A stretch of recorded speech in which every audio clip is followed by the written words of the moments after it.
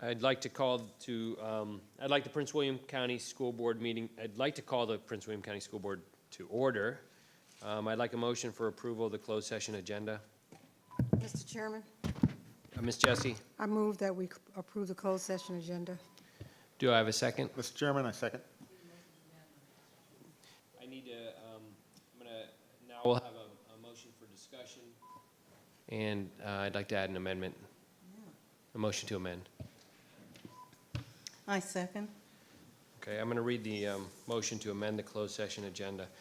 I motion that the Prince William County School Board amend the closed session agenda to add the following item: discussion with legal counsel regarding probable litigation in a specific matter involving PWCS personnel requiring the provision of legal advice. Like a second on that motion? Mr. Chairman? Yes. I second. Any discussion? All in favor? Or, go ahead. I say, if we accept the amendment, we don't need to vote on the amendment. Okay. So I'm okay with it. Ms. Everyone Jessie, okay with are the you amendment? Yeah. Okay. So now, So I'll Mr. Schiff, make a motion to enter closed session. Well, we've already made the motions. We just need to vote. All right, let's have a vote on the closed session. Sorry. Mr. Chairman, Yeah.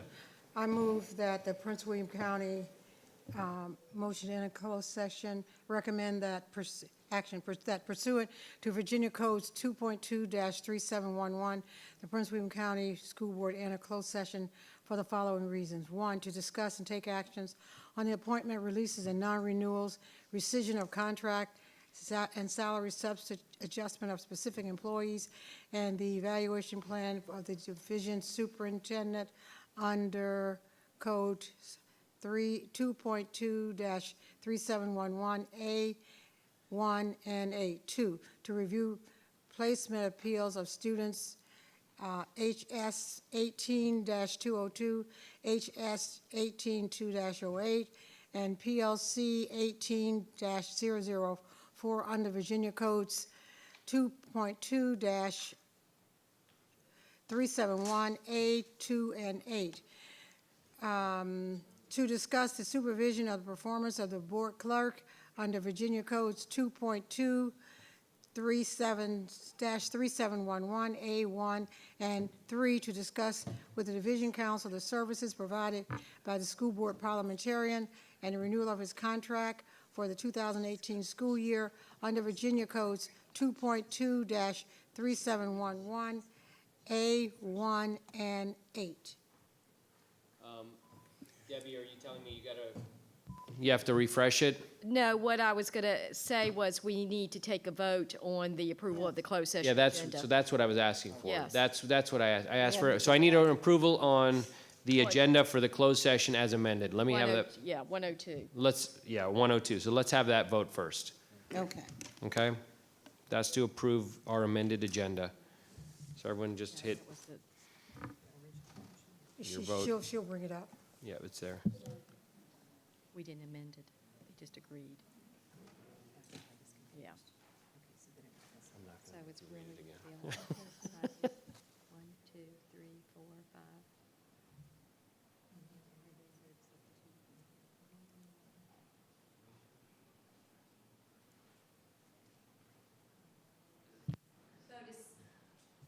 The vote is 6 yes, 2 absent, Deutsch and Williams. Motion passed.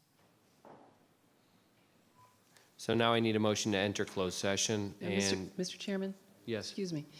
The clerk has a modification to the motion to enter closed session consistent with the amendment to the closed session agenda that I provided you earlier. So there should be a paragraph 4 added to the motion to enter closed session.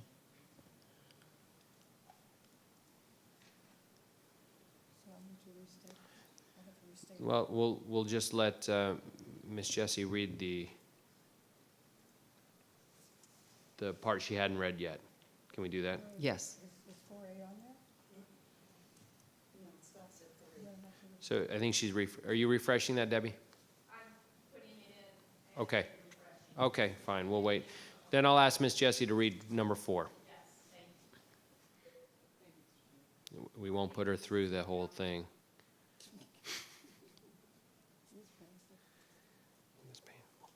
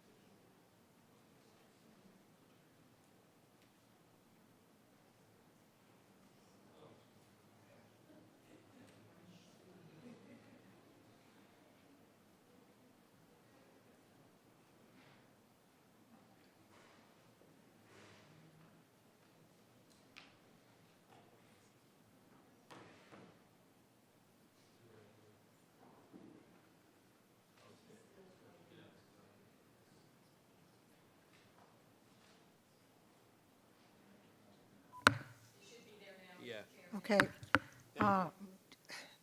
Motion to enter closed session, and 4, to discuss with legal counsel a specific matter involving Prince William County Schools personnel and probable litigation under Virginia Codes 2.2-3711A, 1, 7, and 8. Do I have a second? Mr. Chairman, I second. Please vote. Oh, is there a discussion? Okay. Please vote.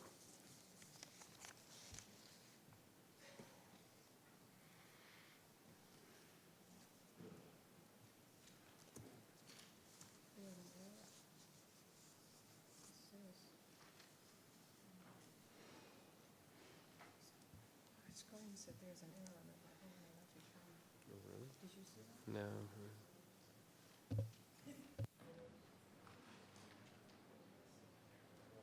Ms. Ralston, I need you to vote, please.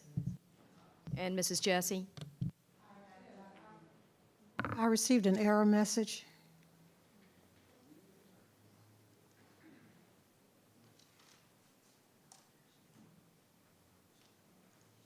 It's no longer in this.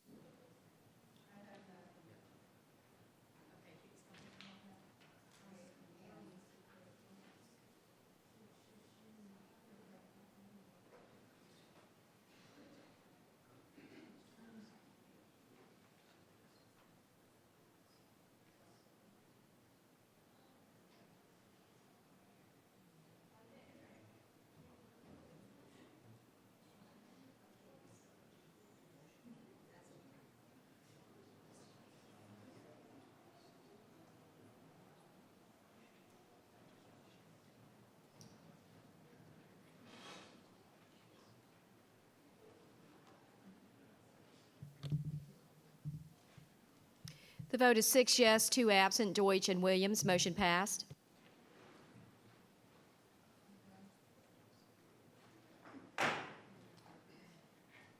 We will now enter closed session. I'd like to move to the adoption of the closed session consent agenda. Mr. Can I have a Chairman. motion? A motion is in order? Mr. Chairman, Yes. I move that the Prince William County School Board approve the closed session consent agenda as recommended.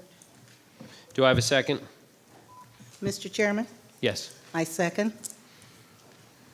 Discussion? Please vote.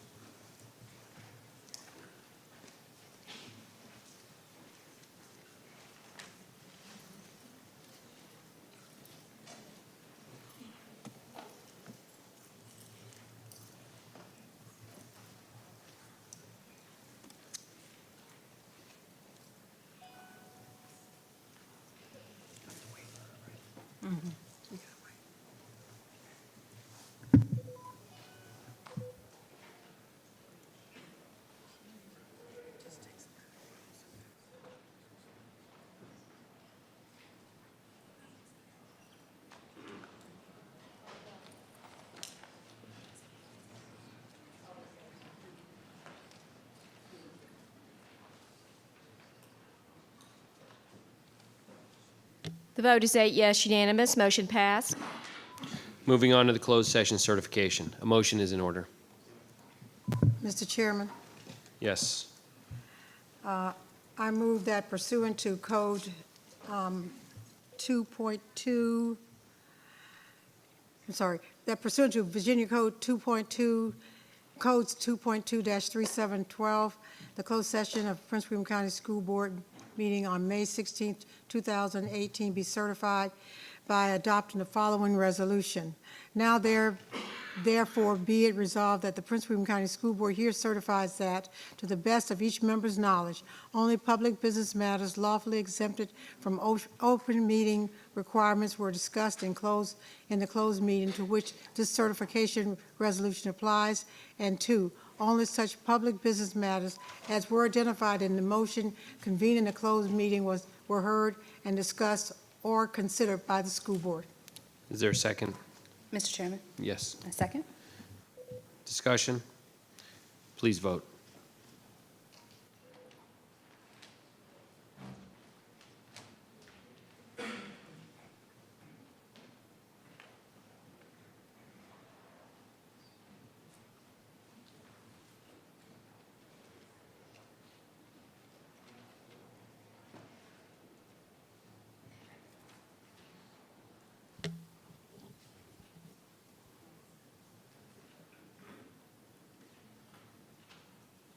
The vote is 8 yes, unanimous, motion passed. Thank you. We're moving on to 10.01, Business Partnership Award winners as a presentation. Each year, Prince William County Public Schools Office of Community and Business Engagement works closely with business leaders in the community to identify business and community partnerships that are making the most positive impact on academics and student achievement. These partnerships of the year set the bar for what makes a strong and effective collaboration between the school and its community. On behalf of the entire Prince William County School Board, I sincerely thank you for your efforts. Our first Partnership of the Year award goes to the Assistants League of Northern Virginia, represented by Lynn Barron and nominated by both Loch Lomond and Yorkshire Elementary Schools.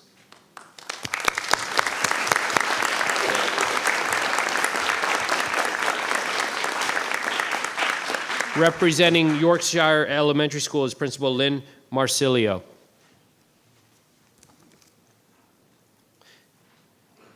The Assistants League of Northern Virginia provides much-needed resources to students at these schools to include coupons for free haircuts and shoes, weekend food assistance, books for school libraries, new clothing, toiletries, and school supplies.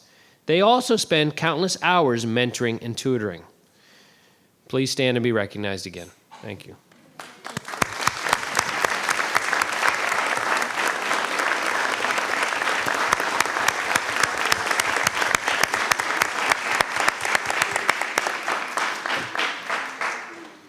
Okay, our next winning partnership is between IBS Millwork, represented tonight by Assistant Project Manager Andrew Winterstein, and nominated by the Office of Career and Technical Education, represented by Specialist Michelle Kite.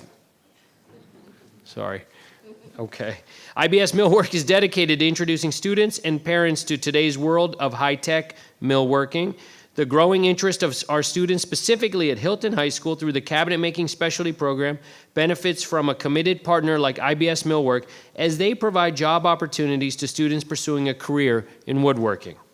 Please stand and be recognized. You're standing.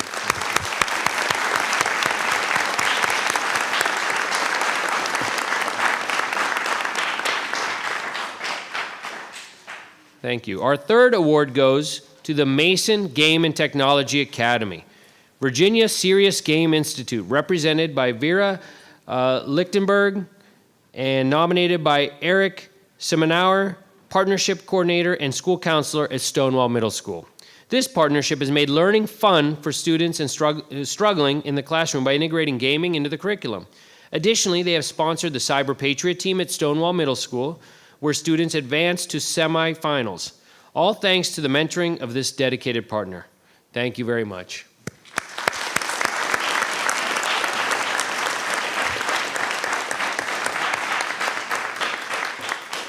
Our final award is very special and given to a community organization that brings true meaning to the value of community partnership. Our Community Partner of the Year goes to the Prince William County Service Authority. Woo!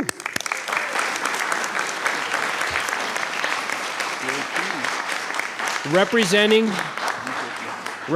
the Service Authority is the Community Relations and Outreach Manager, Kathy Benz, nominated by Lorianne Pollack, STEAM teacher at Penn Elementary School. The Service Authority not only serves as an environmental steward in our schools by providing workshops and in-classroom water conservation lessons, but also supports the Prince William County Science Fair and engages students by hosting their annual Water Art Invitational. Thank you, and congratulations for being our Community Partner of the Year.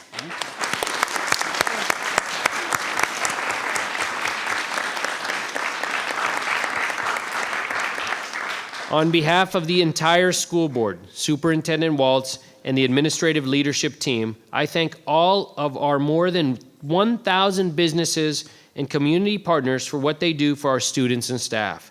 And once again, offer special congratulations to our winning partnerships of the year. You truly make a difference in the education of our students and demonstrate excellent schools are everyone's business.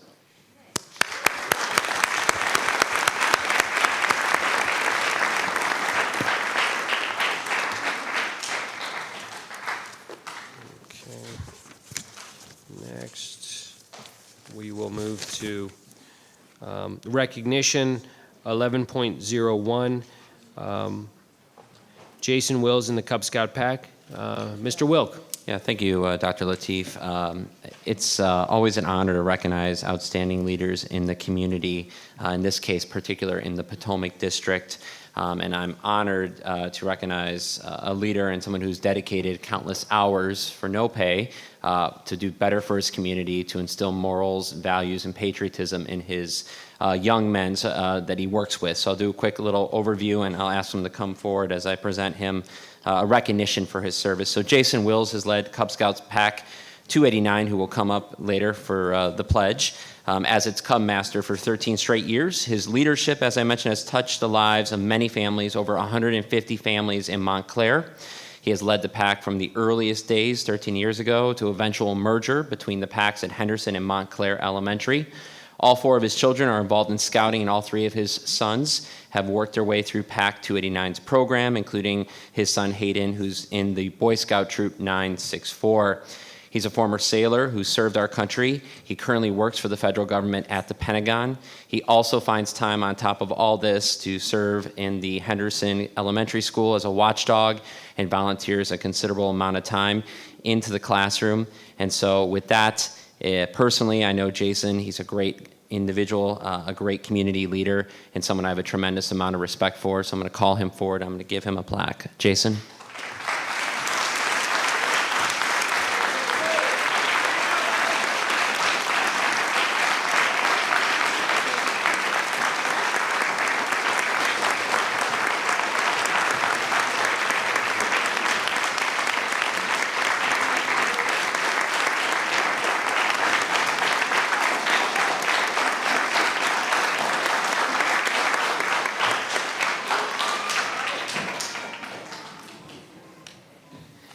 Next, we'll move to 11.02, Stonewall Jackson High School Junior Class Showcase. Mr. Trenholm. Thank you, Mr. Chairman. Some students at Stonewall Jackson High School would have asked for the opportunity to showcase some of the activities that have gone on at their school over the past year. So I'm glad to see the students here and the parents. We've got Principal Nichols here, the principal of Stonewall Jackson. I was actually going to talk about how long Principal Nichols has been there, except I see Ms. Boley right next to him, and Principal Nichols is a newcomer now. So, and Mr. Ronco's here as well. So without further ado, I'm honored to present to you the junior class officers for Stonewall Jackson High School. Come on up, folks, and we've got your presentation queued up.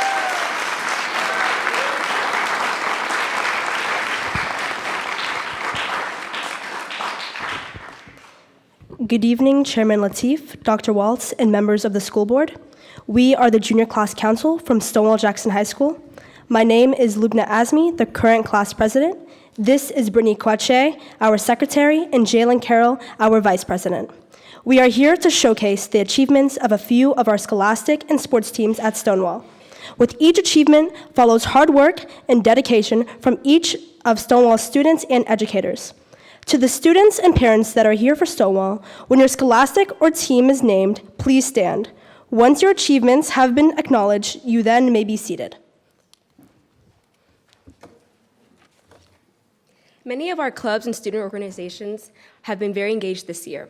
For example, our Student Activities Leadership Council, commonly known as SALC, is led by President Morgan Glantz and Vice President Taylor Leydig.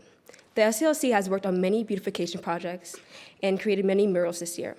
These include a memorial garden for Mr. Arthur Reed, one of Stonewall's security officers who passed unexpectedly earlier this year, a tribute to Black History Month, and as well as a book of condolences for Stoneman Douglas High School. Our Chick-fil-A Leadership Academy is a student committee that promotes leadership opportunities.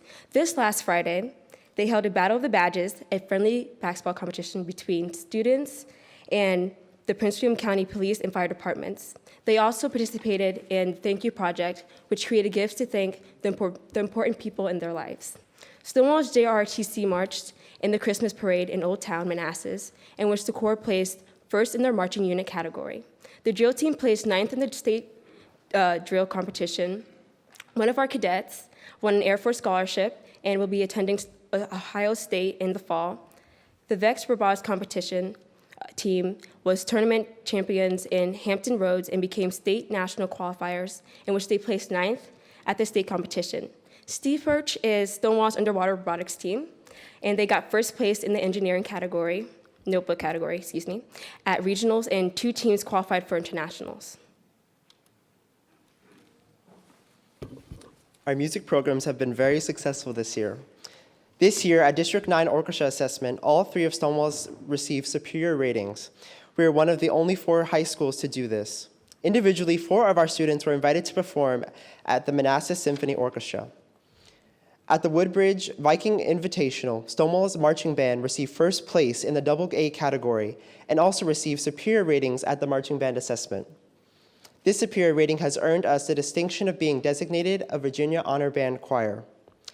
In the choir department, 2 singers made the 2018 All-Virginia Choir, as 3 choirs received a superior rating at the District Choral Assessment hosted by Stonewall Jackson High School.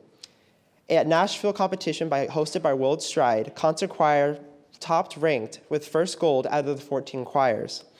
Vocal ensemble received top adjudicators award with a score of 294 out of 300, ranking first place out of 14 schools. Additionally, the music department as a whole received 2 awards, those being the Virginia Blue Ribbon Award, as well as the NAM Merit Award. The art department had 16 Blue Ribbon winners and over 30 honorable mentions at the County Art Show. One of our students, Pasindu Wera Amanda, had his work hung here at the Kelly Center all year, and another student, Eric Martinez, has had his work chosen to be hung up this coming year. And here are just more of the photos that, the clicker. There's the orchestra, band, our art department. And here, on the political front, we had 3 students attend a roundtable discussion on gun violence with Senator Tim Kaine and Delegate Danica Roem last week.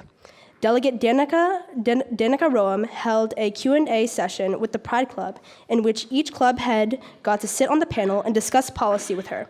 Finally, we had a student refugee from Afghanistan, Zahra Wakilzada, that was invited to speak to the United Nations in March.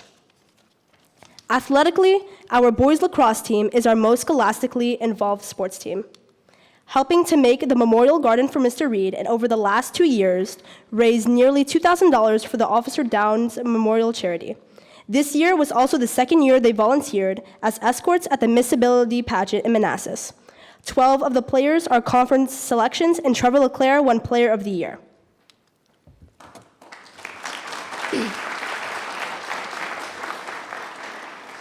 Stonewall girls soccer program had 4 conference picks, and our wrestling team had 1 conference champion, 10 regional qualifiers, and 5 state runner-ups. Finally, we just had 2 Stonewall alumni get drafted to play for the Washington Redskins, Tim Settle and Greg Stroman.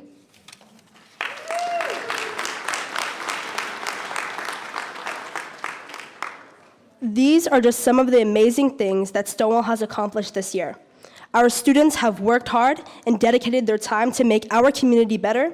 We take great pride in what students and educators have been able to do this year. Thank you to Mr. Trenum for giving us the opportunity to speak tonight. Thank you to Chairman Lateef, Dr. Waltz, and members of the school board. And thank you to Dr. Nichols, our dedicated principal, for everything he does. Without him, none of this would be possible. Thank you.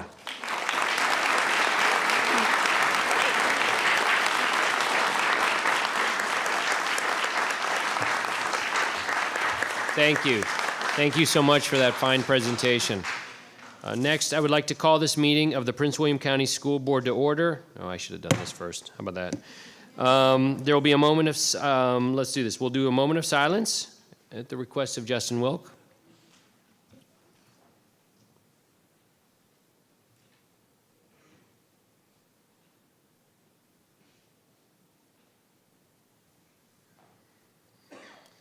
Thank you.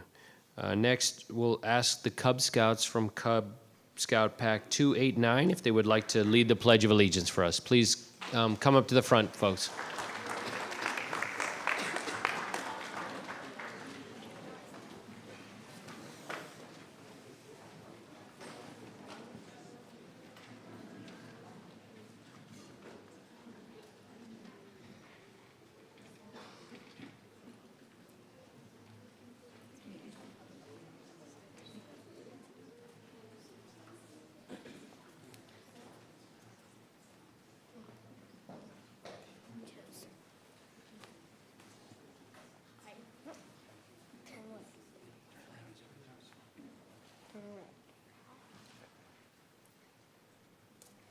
gentlemen, will you join us in the Pledge of Allegiance?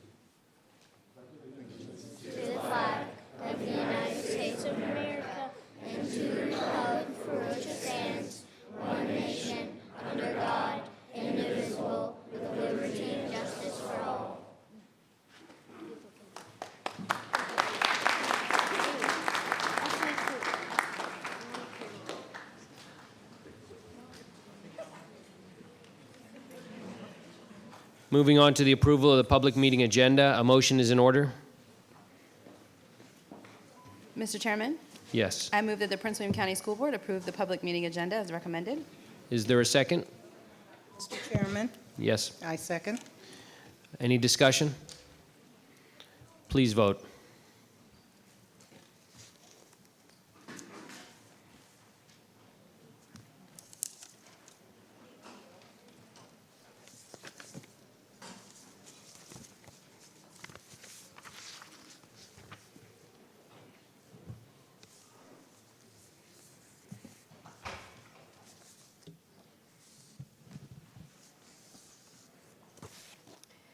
The vote is 7 yes, 1 abstention. Deutsch, motion passed.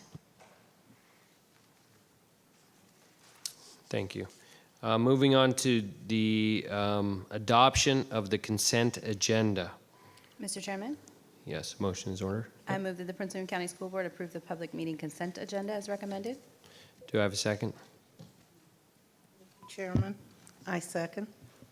Thank you. Any discussion? Please vote.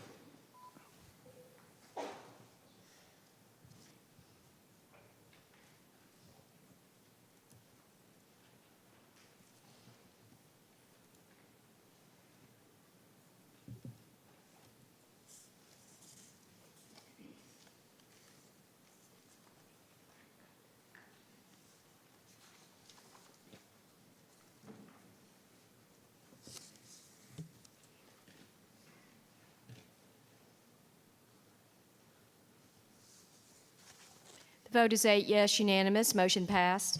Thank you.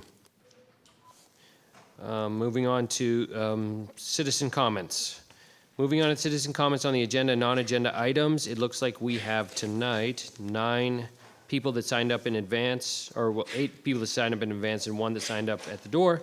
Everyone that signed up in advance will have a chance to speak. Actually, everyone will have a chance to speak. Sorry.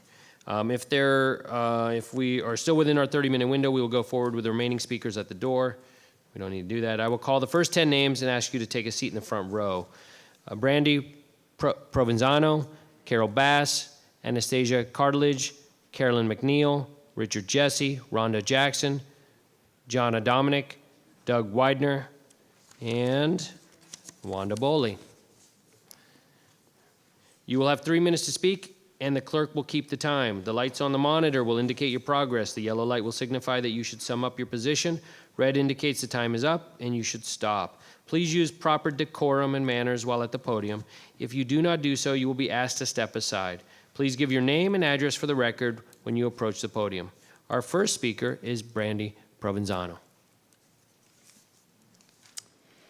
Good evening, board members. My name is Brandy Provenzano, and my address is on file. I am pleased to hear that the board has approved the hiring of an ombudsman position. However, to truly improve community relations, it is not the act of hiring someone, but the integrity in which the act is carried out that will matter the most in the end.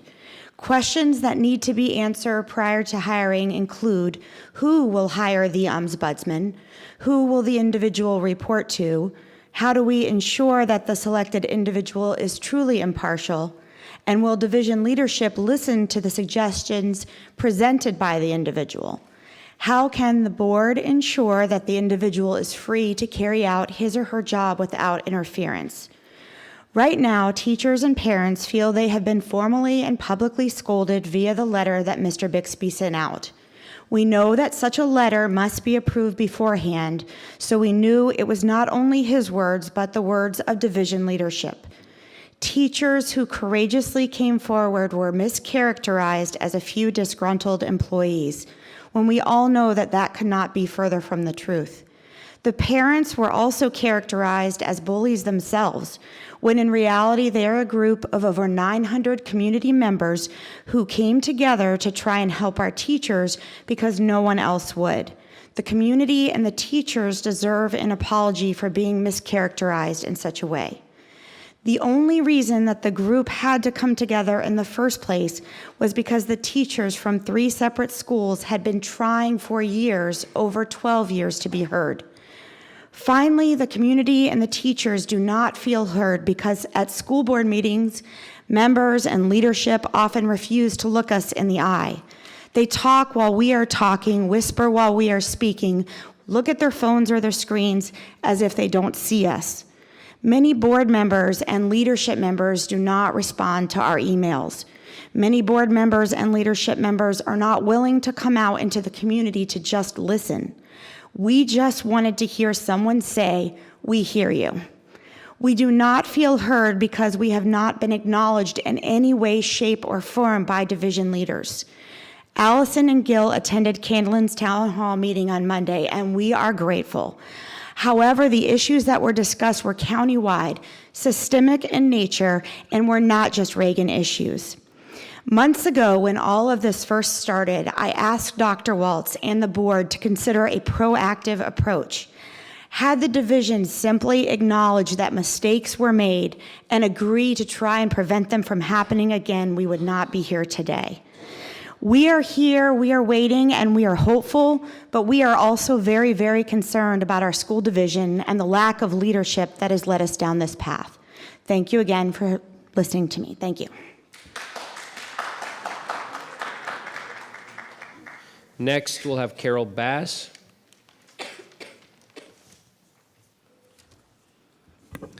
My name is Carol Bass, and my address is on file. Good evening, Dr. Lateef, school board members, and Dr. Waltz. As supervisor of world languages, it is my pleasure to share that my office sponsored our first annual division-wide world language middle and high school poster contest this year, celebrating the National Foreign Language Week theme, Languages Lead Us on a Path to Understanding Other Cultures. Middle and high school teachers of all 10 languages were invited to participate. Please note that students were required to use the language they're learning for all written messages, among other graphic parameters.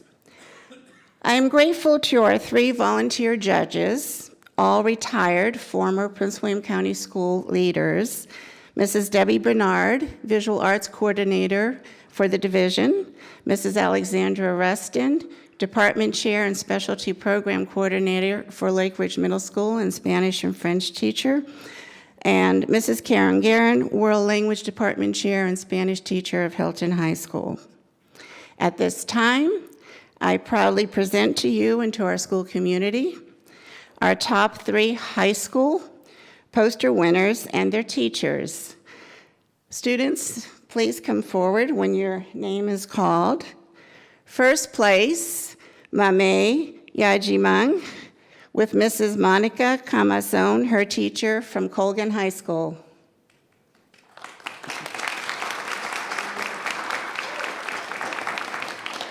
Second place, Elisa Clark, with Mrs. Nicole Durant, her teacher from Potomac High School.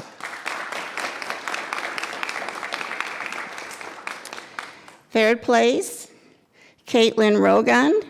Her teacher, Mrs. Andrea Gonzalez Castro, could not make it here tonight, and she's representing Forest Park High School.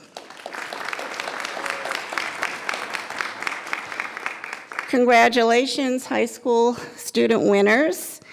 In conclusion, I would like to thank our high school administrators, parents, and family members, many of whom are here tonight, for their ongoing support of our students and our world language program. And I would like to thank you, Dr. Lateef, and school board members, and Dr. Waltz, for your support of world language study in Prince William County Schools.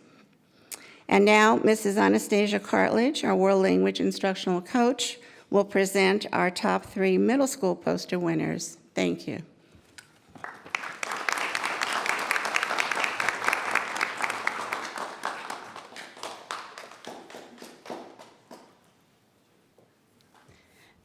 Thank you, Mrs. Bass. Good evening, Dr. Lateef, school board members, and Dr. Waltz. I am Anastasia Cartledge, and my address is on file. Thank you for your time this evening to honor these students. As Mrs. Bass said, I will now introduce the middle level winners of the division's World Language Poster Contest. Students and teachers, please come to the front with your posters when you are called. The first place winner is Pavneet Chima with Mrs. Jamie Arredondo from Bull Run Middle School.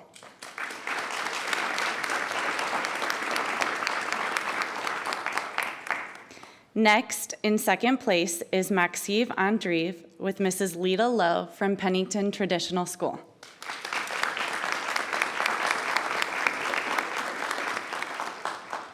And in third place is Simran Patibanda, a student of Mrs. Maria Giudici, who unfortunately could not join us tonight, but who is accompanied by her assistant principal, Mrs. Judy Mears, from Grand Park Middle School.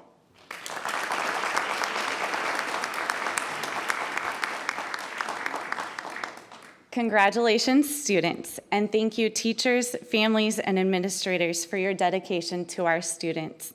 Thank you again to Dr. Lateef, members of the school board, and Dr. Waltz for your support of world languages in Prince William County Schools.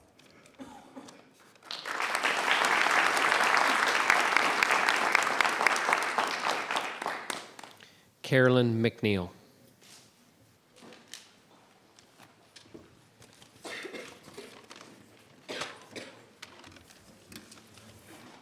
Hi there, school board members, Dr. Waltz, Mr. Lateef, and esteemed colleagues. My name is Carolyn McNeil, and my particulars are on file with the clerk. Before I begin, Dr. Lateef, may I just congratulate you on your appointment to the board. I have to tell you, when I heard you speak at the last board meeting, whew, the earth moved. Could y'all feel it? It was subtle when he said, "We always listen and we always hear you." The earth tilted just a little bit as a whole bunch of teachers rolled their eyes. I spoke before this board during PWEA's advocacy night on the topic of late buses in the county, particularly at Penn Elementary. I came before you in good faith. I just couldn't help but take it a little bit personally when I heard that Associate Superintendent Mr. Todd Erickson responded to PWA that there was no late bus problem. So I requested to speak to you again and began to prepare my speech. Buses at Penn have averaged at least 15 minutes late every day. This data shows that by the end of the school year, teachers will have worked over 40 extra hours supervising students due to late buses alone. I was creating charts to clearly show this data. I was even gathering photographic evidence of students waiting with clocks behind them, trying to prove my point. And then I thought, why? It's mid-May, the school year's almost over. It's pretty clear that no one cares.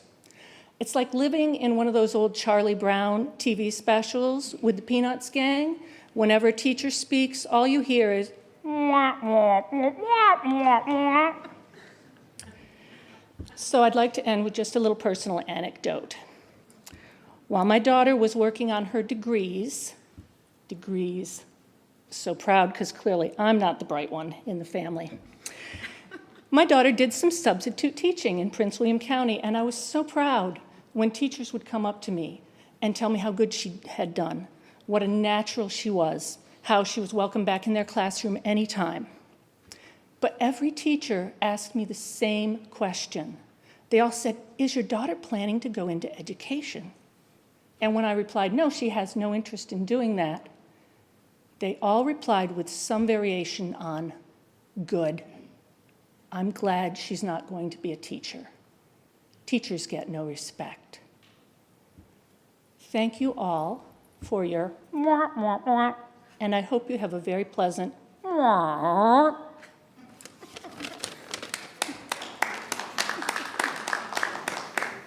Richard Jesse. Good evening, Mr. Chairman and members of the board, Dr. Waltz. My name is Richard Jesse. My address is on file. Today, we had a presentation here in this building by Dr. Anthony Muhammad and talked about closing the achievement gap. I want to thank everybody that attended. My wife got Dr. Muhammad to come at virtually no cost to the county, in case some of the blogs want to complain about that. And I think it was well received. The county says in the school system states in our strategic plan that this is a professional learning community school system. When you're not trained in the system, when the majority of your staff are not trained, you're not quite there yet.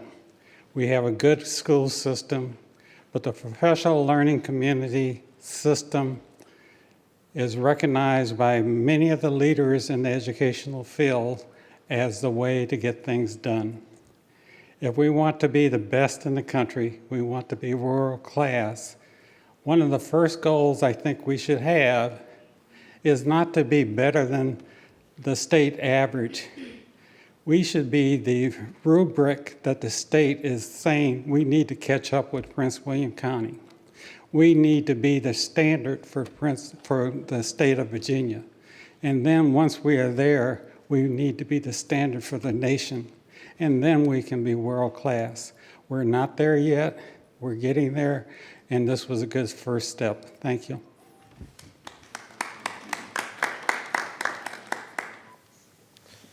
Rhonda Jackson.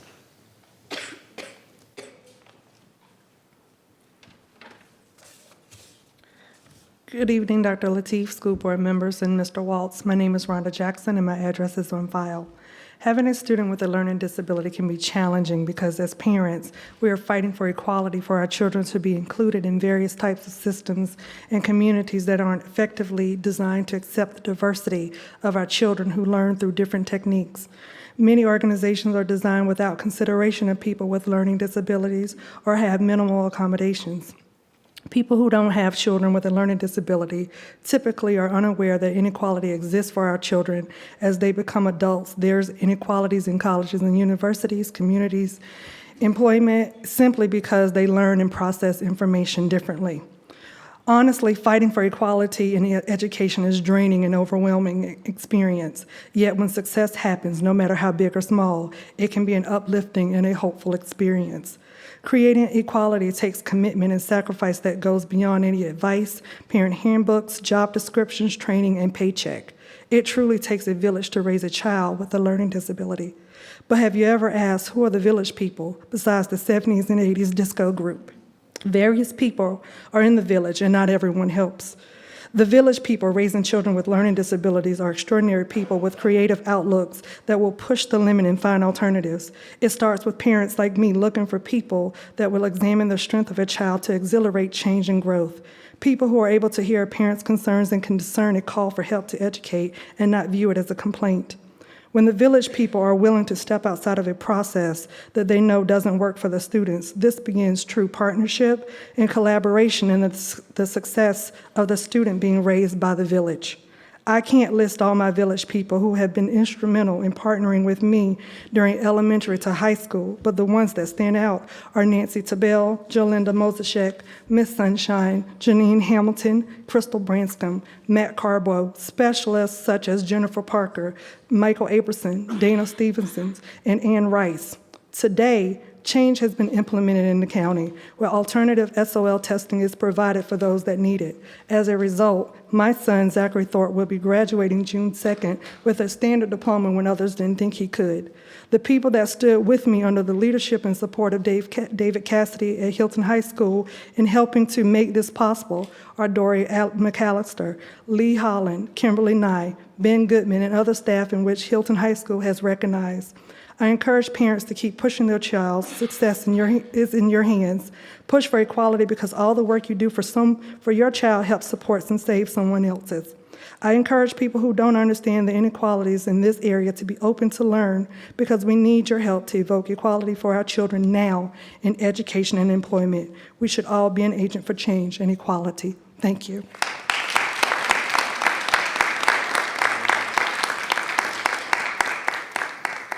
Jonna Dominic. Doug Widener.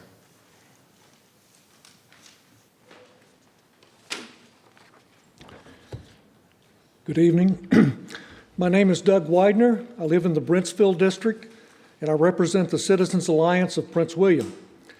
Most county residents know that out-of-control new home development is responsible for our having the worst classroom overcrowding in all of Virginia, for our difficulty in retaining teachers due to big classes and low pay, and for the need to house our students in 211 trailers. But most county residents don't know that the school division is actually helping developers get their housing projects approved and helping county supervisors avoid accountability for approving them. That help comes from the development impact statement prepared by the school division for each proposed new home development.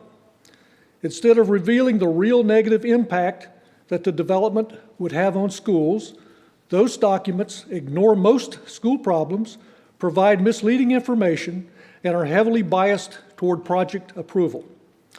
After defective development impact statements are prepared, the school division apparently coerces the school board into voting to approve them. Those documents are subsequently misrepresented and misused, intentionally or not, by the planning office, the planning commission, and the board of county supervisors. They're misused as evidence the school board has approved the proposed housing project itself.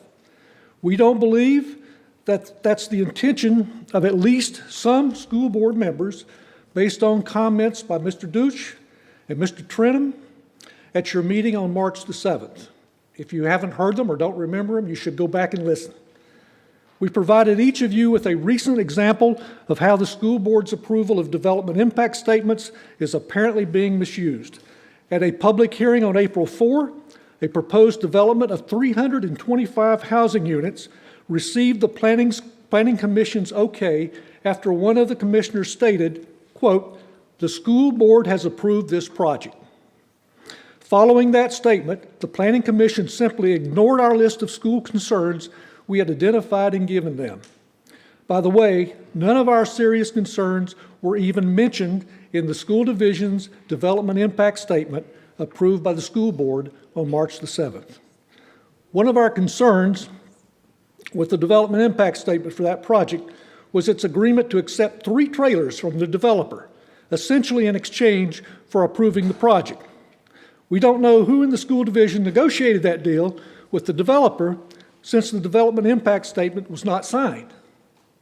But there is a permanent record that the school board voted to approve it. I would appreciate another minute. May I have it? Everyone gets 3 minutes. You're welcome back at the next I will meeting. provide you with a copy of my remaining statements regarding trailers. Thank you. Next, Wanda Boley.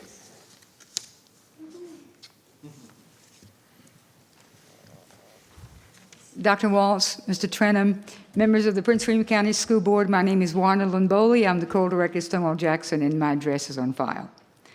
How can I say thanks to you for the wonderful recognition you gave me last week? The music wing at Stonewall will soon bear my name. How proud and grateful I am for this honor. I came to this county in 1971 as co-director at Osborne High School. The city took over as wanting their own school system. I then opened Osborne Park in 1975.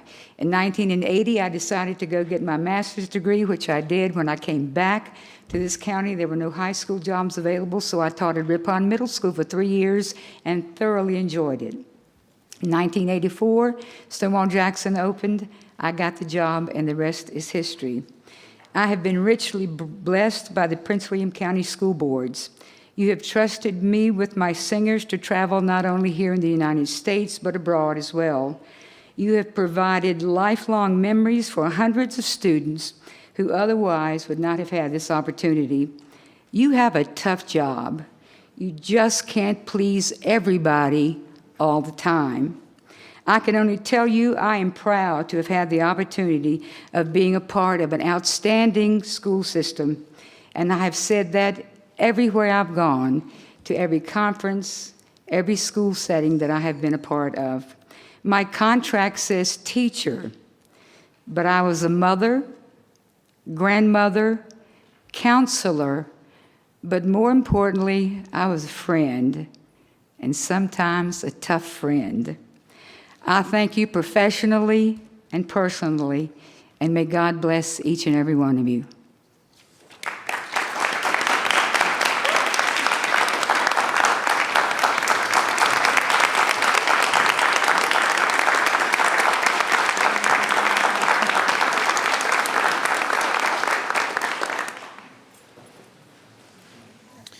Next, we'll move on to our student representatives report. During this time on the agenda, the student representative, Kate Arnold, will speak and may bring items of student concerns to the attention of the school board.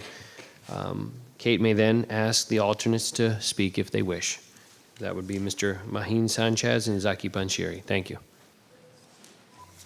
Good evening, everyone, and to my fellow students, congratulations on surviving this far. We are in the middle of exam season, and trust me, I know it is hard, but we are so close to the finish line. I encourage you all to not give up quite yet and keep on pushing through. And teachers and staff, this is a reminder that your support is especially encouraged during this very stressful time for students. Speaking of our teachers, I would like to take this time to wish all of our Prince William County teachers a happy belated Teacher Appreciation Week. I hope you all felt love from each and every one of your students, and I also hope that you know just how much you contribute to our county and to our schools. Our teachers and staff are what keeps the education system going, and we are so thankful for all that you do. Before I go too much further, I would like to thank the students of Stonewall Jackson High School for coming by this evening and sharing a glimpse of all of the amazing things happening in their school. I have had the pleasure of working and interacting with some of the Stonewall Jackson students presenting this evening, and I know from personal experience that they are some of the best and brightest that Prince William County has to offer.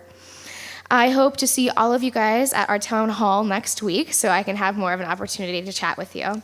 And I would like to also offer my congratulations to our student winners of the World Languages Poster Contest. Your dedication to your language is beyond admirable. And as someone who uses my skills in language on a regular basis in my retail job, I promise you that your hard work will pay off. Now, going further, though the school year may be winding down, Prince William County schools are a buzz of activity until the very end. And I have been able to participate in several activities these past couple of weeks that I would like to share with you all.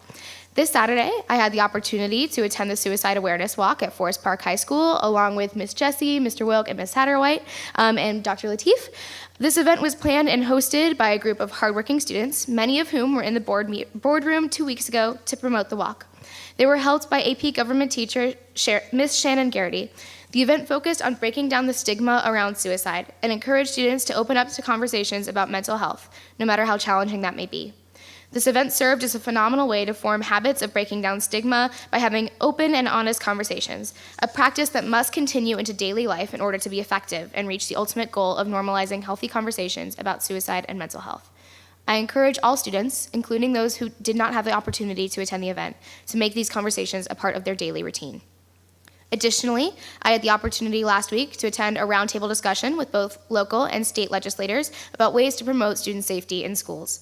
I was proud to be able to share input I have received from students all around the county, discussing some of the factors that influence student safety, such as relationships between school resource officers, security officials, and students, open communication between administration and students, the importance of clearly communicated central meeting locations in the face of tragedy, and so many other topics.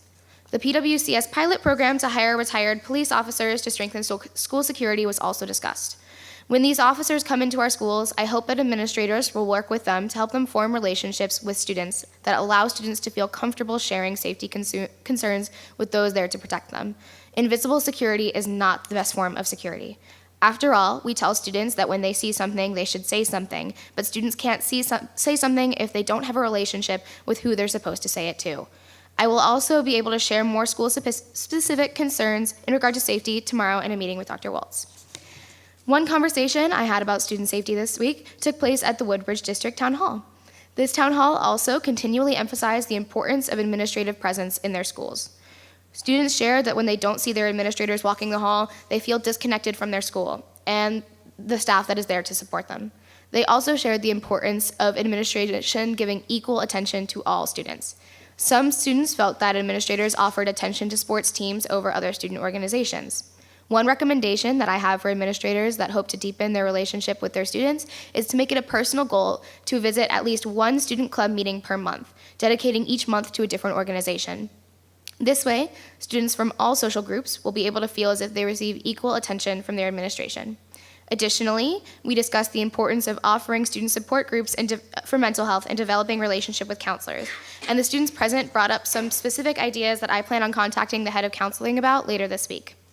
As previously mentioned, our last town hall of the year is going to be the Brentsville District Town Hall on May 24th at 6 p.m. The location of this town hall has changed from Brentsville High School to Stonewall Jackson High School. Seniors, this is your very last chance to make your voice heard before graduation, so I highly encourage you all to attend. And again, to our Stonewall students in the audience, I hope to see you there. The last thing I would like to mention this week is our student spotlight, Miss Grace Yaboa Cody. Grace is a senior at Colgan High School whose outstanding PSAT score has earned her a $2,500 merit scholarship in a national merit scholarship competition, famous for how difficult it is to win. Congratulations to Grace, and happy trails in continuing your education in university. Thank you all for your attention this evening.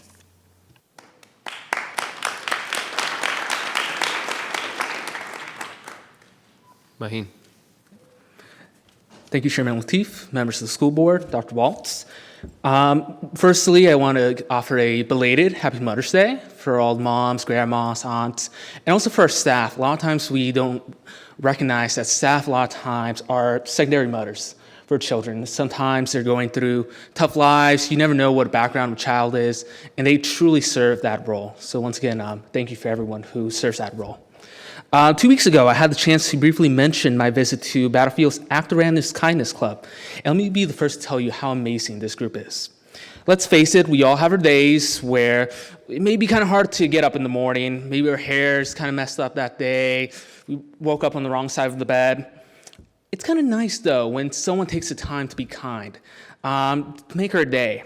And it's that essence of the Acts Around Kindness Club, led by their sponsor, Ms. Webner, and their president, Linda Tran, that really engulfs what this entire club is about. In Untitled Chapter at Battlefield High School, according to their president, it's the only official chapter in the state of Virginia of the larger organization that is the Acts Around Kindness Club. Running 2 years strong from an idea brought up by a group of friends to bring this organization to their community, they have genuinely impacted their peers and fellow students. Through posters every season that has notes of encouragement based off of specific themes such as Mother's Day, such as Teacher Appreciation Week, or visiting an assisted living facility with handmade cards just to try and brighten someone's day, or a donation drive entitled Treats for Troops, proudly and patriotically serving those who have made the ultimate sacrifice to protect our freedoms as a nation. And the list goes on with the tremendous acts that this organization has performed. They are a role model not just for other student organizations and not just for students, but for people as a whole on how to live our lives one act of round kindness. Their president said it best. It's the little things that count. And this student organization has truly figured out how to make a lot of little things count a whole lot for their community. It's been a pleasure getting to meet them, and I only wish them the best of luck, best of success in the next school year as they continue to serve and leave a legacy of success. Lastly, I did want to thank the entire Office of Student Services, Ms. Custard, Ms. Goss, Ms. Bishop, and those involved in the Code of Behavior Revisions Committee for their hard work and tremendous dedication to our students. I know we'll hear from them later tonight, but it was nice being a part of this committee because not only, just a lot of times students are involved, you hear about the rules, but being able to be empowered and be able to share our thoughts and our experiences was a tremendous experience along with Kate and other students from the Healthy Communities for Healthy Youth Student Leadership Program to offer our perspectives on critical issues such as student safety that has been weighing heavily on both local and national discussions. I would love to do it again next year, but graduation is going to be here in a couple weeks. And speaking of which, seniors, the end is in sight, so hold on there for our SOLs, AP, IB, Cambridge, whatever other acronyms we have. When it comes to testing, finals, testing, it's testing everyone's sanity right now and stress tolerance, but hold on and keep strong. Thank you and have a good evening. Thank you. Next, we'll hear from the Level Associates 18.01 Safe Schools Advisory Council Annual Report. Mrs. Hart, this item is for information.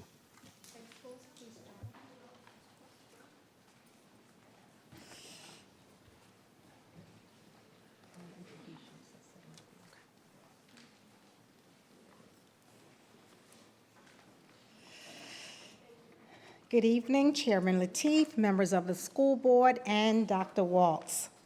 I am honored and proud to serve as the facilitator of Safe Schools Advisory Council.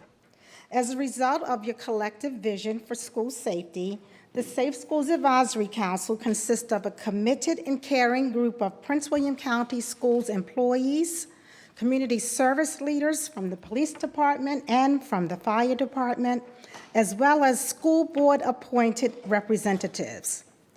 Thank you for appointing Prince William's finest.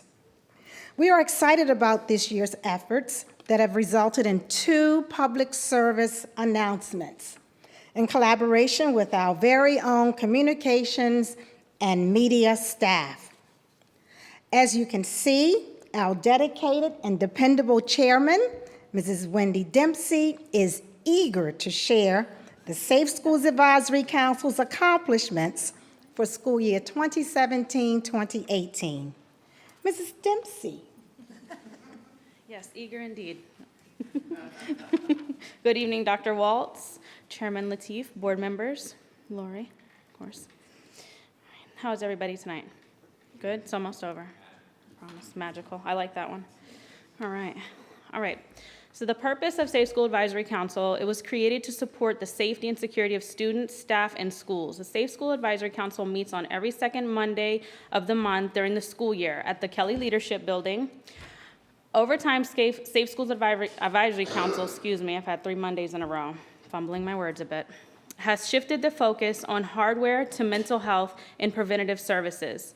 Our area of focus this year was youth violence, gang awareness, and substance abuse, specifically the opioid epidemic awareness for this school year, 2017 to 2018. So due to the increase in mental health needs, we have added school counselors, school nurse, and Prince William County Community Service representatives to the Safe Schools Advisory Council. If I could please have all the members stand up.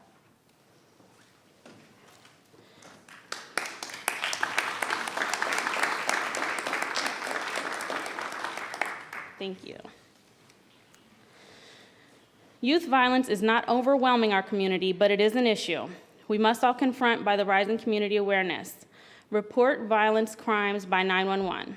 So in Virginia, we've had, in 2016, 1,428 drug overdoses, and in Prince William County, 58 of those. And in 2017, there was 1,534. In Prince William County, claimed 59 of those. And then just opioids alone, 2016 was 1,138. Prince William County held 49 of those. And in 2017, it was 1,227. And again, Prince William County had 49 of those. Were those students, or that's all opioid overdoses in general? It's just overdose Okay. in general, I believe, but we can clarify that for you, sir. In response, Prince William County continues to provide lessons and resources to inform our students and parents. We partnered with Virginia Rules and Department of Criminal Justice Services. Our local Prince William County Police Departments are in the schools teaching from a menu of 26 modules that include youth violence awareness and substance abuse awareness and prevention. Our Safe School Advisory Council partnered with Prince William County Schools Media Office, Hilton High School, and Colgan High School to create 2 public service announcements beginning June 1st. The PSA will include with PG ratings movies at Gainesville, Manassas, and Potomac Mills. They'll be at Regal and at the AMC. Okay, let's take a look. Ms. Hart?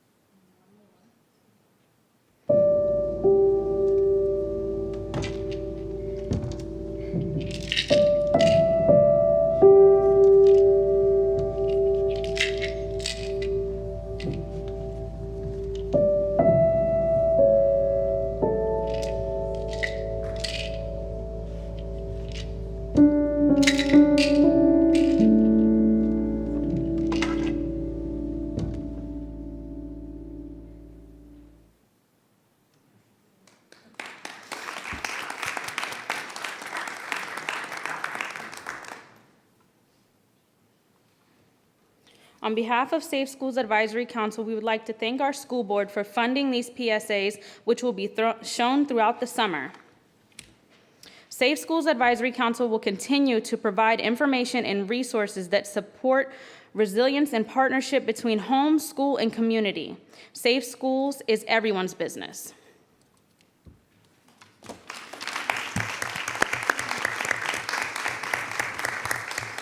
Thank you. Next, we'll hear from Student Learning. Oh. What do you want me to do? Go ahead. Lori wanted to say something. Sorry, I wanted to thank the Safe Schools Advisory Committee for that production of their public service announcements. I think the timing is right on that, but I also wanted to, because I can a little bit, embarrass Ms. Dempsey and personally thank her for her leadership, because I heard a small rumor that Ms. Dempsey may not be coming back, although I'm still going to call and ask and see if you will, even though you left my district, and just compliment you, and also Ms. Hart on the continued wonderful leadership of the Safe Schools Committee. I think that the topics that you chose this year are critical to our county and for our youth, and it's nice to see the same information getting expressed in a different medium, in a different form that will be direct to the people who need it, our teens and our families, and every little bit counts. I think this is a innovative way and a step in the right direction. And I just also want to praise ourselves because it's something that we did in-house, and it was done at every level, from our students, our teachers, all the way up the chain. And that is something that I am a huge advocate for.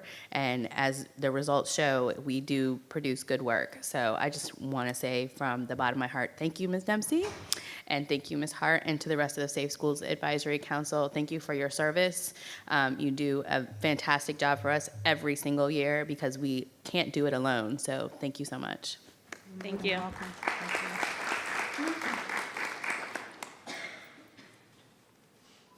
Next, we'll move to Student Learning and Accountability, 19.01, revisions to the 2018-19 Code of Behavior. Mrs. Goss, this item is for information. Good evening, Chairman Lateef, school board members, and Dr. Waltz. Tonight, we are here to share proposed revisions to the Code of Behavior for the 2018-19 school year. The revisions being made are directly related to changes in our own regulations, as well as our need to align the Code of Behavior with discipline legislation that was passed and signed into law this spring. Tonight, Dara Duggar, the Director of the Office of Student Management, and Carolyn Custard, the Director of the Office of Student Services, will share with you the specifics of those proposed changes. At this time, I would like to invite Carolyn Custard and Dara Duggar to the podium.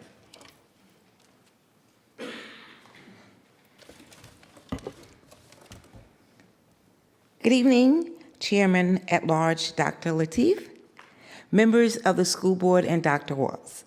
I am excited about the opportunity to present the recommended revisions to the 2018-19 Code of Behavior for your consideration. Presenting with me this evening is Dara Duggar, Director of Non-Traditional Education Opportunities. Dara and I have worked collaboratively on these revisions. The Code of Behavior Revisions Committee is composed of a variety of stakeholders throughout the community. Recommendations were discussed by the Revisions Committee and approved by the Superintendent Staff and Division Council. This year's Code of Behavior revisions support our efforts to provide a positive school culture and climate which aligns with the Prince William County Public Schools strategic plan. Revisions address Prince William County Public Schools' commitment to a school environment in which students are free from discrimination and harassment. These revisions reflect Regulation 738-1, complaint procedures for student claims of discrimination or harassment, and Regulation 738-3, harassment of students.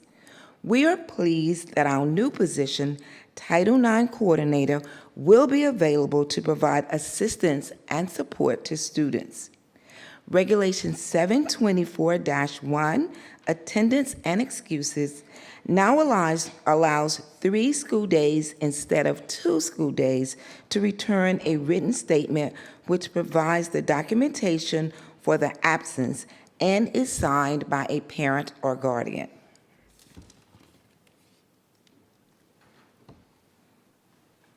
Good evening, Chairman-at-Large Dr. Lateef, members of the school board, and Dr. Waltz.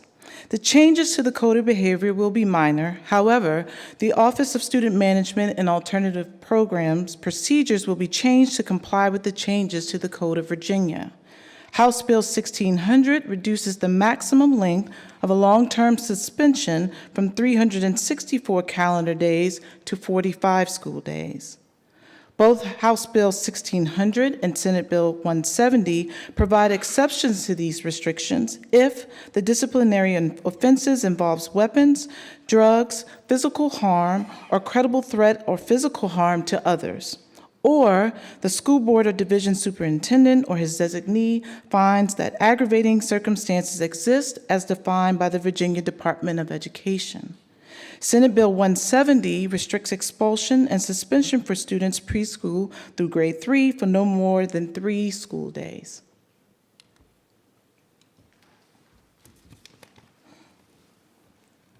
It is very important that students feel that their voice is heard and that their learning experience is nurturing, positive, and safe. Middle school and high school students still enjoy the Code of Behavior video, which was prepared by their peers. We are extremely proud of student representatives to the school board, Kate Arnold, and alternates Mahim Sanchez and Saki Pachishir, and we wish them the best in their future endeavors. I am so proud of these students. They've worked so hard with us, and I'd like you to please join me at this time in congratulating them on a job well done. Kate,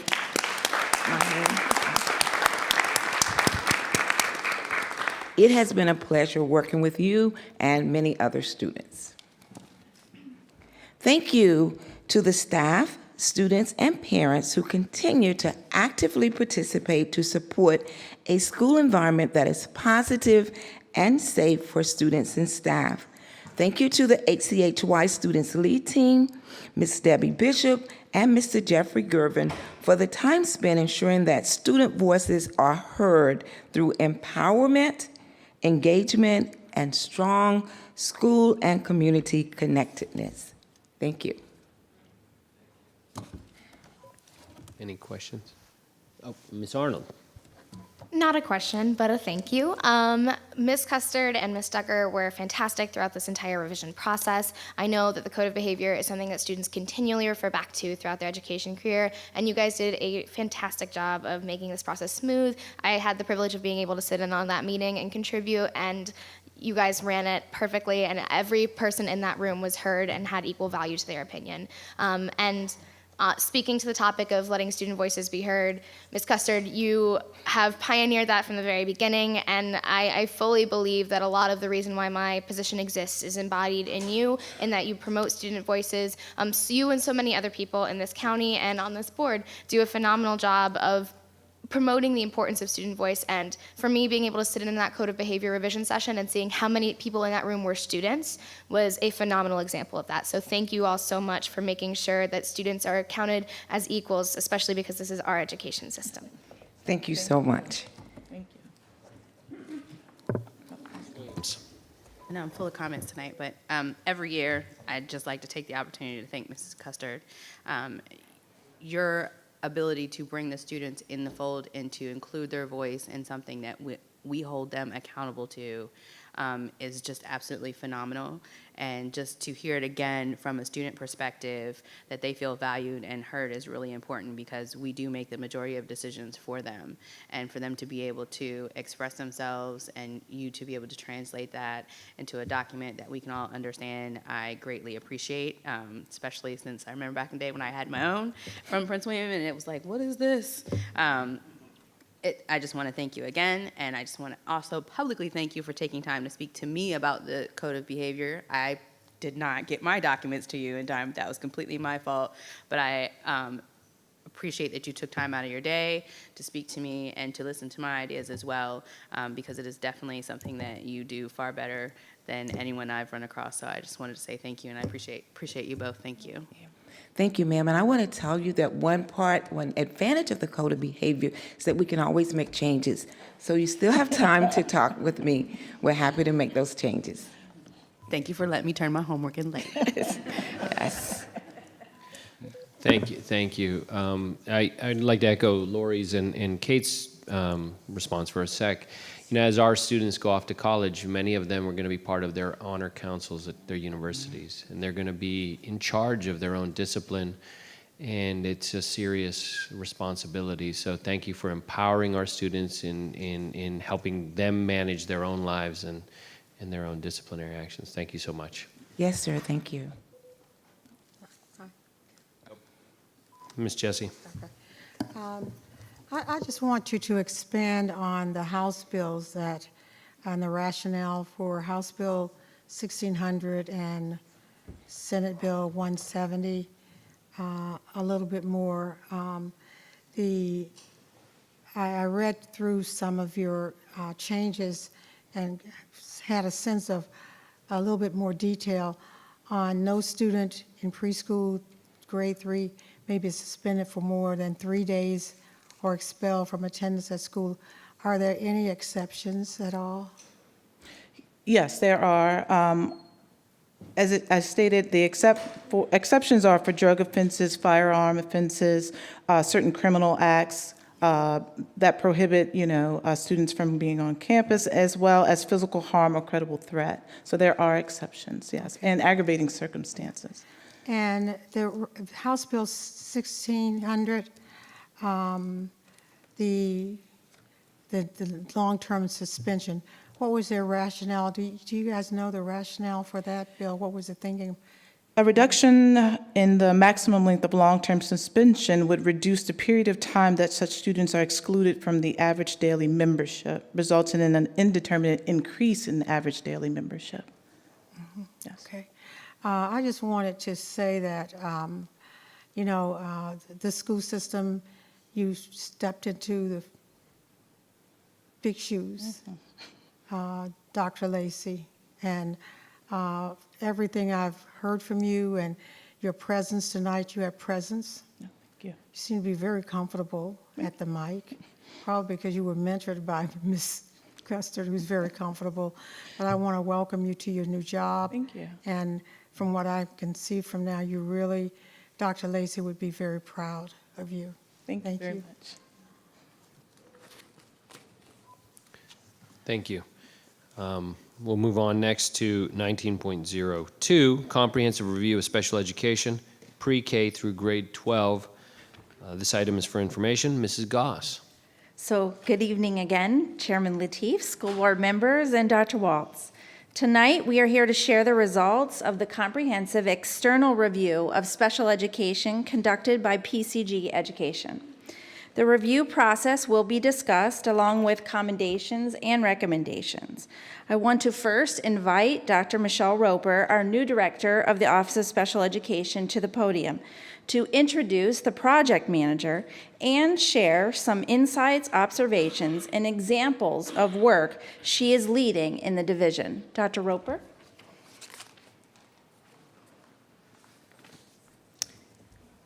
Good evening, Chairman Lateef, school board members, and Dr. Waltz.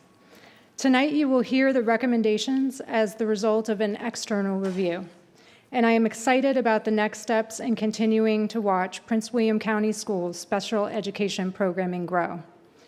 Our division has many areas to be proud of. We have dedicated special education staff in the schools and in central office that give their heart every day to supporting students with disabilities. We continue to invest in innovative ways for our students to learn, and we involve stakeholders in decisions that will impact them. In my first year as the Director of Special Education, as we have been in the process of undergoing the PCG external review, interestingly, my team and I also reached some of the same conclusions even before the review was completed. Efforts are already underway to address some of the recommendations that have been made by PCG. First, we have continued to examine the effects of Coordinated Early Intervening Services, which is CEIS. Although PWCS has previously been found disproportionate in specific areas, the state no longer sees us as disproportionate. Again, I think it's important to reiterate that PWCS is no longer seen as disproportionate. We do recognize needed areas of growth surrounding CEIS, and plans are underway to include many of the topics that will be addressed tonight. Our efforts to address assistive technology needs of the division facilitated the development of a team that are already meeting and will complete meetings with every special education teacher to discuss the needs of every student in our classes for students with autism and intellectual disabilities. Training and outreach to staff has been provided and will continue to be provided. This began with professional development and the use of core vocabulary, training on the augmentative and alternative communication system known as LAMP, which stands for Language Acquisition and Motor Planning. Purchase of iPads, eye gaze devices, and augmentative and alternative communication applications, and voice to text, text to speech, and word prediction to address writing needs. We continue to grow and expand in our knowledge every day in the division regarding effective use of assistive technology. We currently have many students successfully utilizing assistive technology, and we are working to ensure excellence in all classrooms across the division. There has also been a focus on instruction at our monthly special education update meetings for special education administrators and designees. We have made a concerted effort to replicate practices by having administrators who supervise special education learn firsthand from administrators and teachers who are implementing best practices. Some examples include Bull Run Middle School, who presented on how they are utilizing the transitional work skills curriculum in innovative ways. Westridge Elementary School shared the ways in which they are addressing tiered interventions for reading through their FAIR program. Bel Air presented the ways in which they are effectively working with students' behavior and establishing relationships with students and families. And our colleagues in the math department shared effective strategies for working with students with disabilities during math instruction. We have also developed the transitional work skills curriculum to address the vocational needs of our students, and are also in the process of purchasing an evidence-based program that will address students' vocabulary, social development, and academics. Our Parent Resource Center has increased the variety of training available to parents, and they've also received a grant that will provide additional resources, and they've increased the level of communication so that parents are aware of all of these events. We've continued to strengthen our partnership with SEAC, which is the Special Education Advisory Council, and work together to continuously improve services for students, parents, teachers, and schools. And you will hear more about that partnership success in the annual report. Lastly, the Office of Special Education began implementing focus groups with parents and school staff in the summer of 2017 to ensure that their input is heard and consistently incorporated into decisions and new initiatives. Topics addressed included parent communication tools, evaluation timelines, effective math instruction, and the use of teaching assistants in our classrooms. As the next steps to include action planning and implementation occur to address the prioritized areas identified in the PCG report, I want to assure you of my sincere dedication and my colleagues' dedication to providing the very best services to our students with disabilities. Likewise, we will remain focused on providing support that meets the needs of our families and our schools. To present the recommendations of the Special Education Review, I would like to introduce Dr. Jennifer Meller from PCG.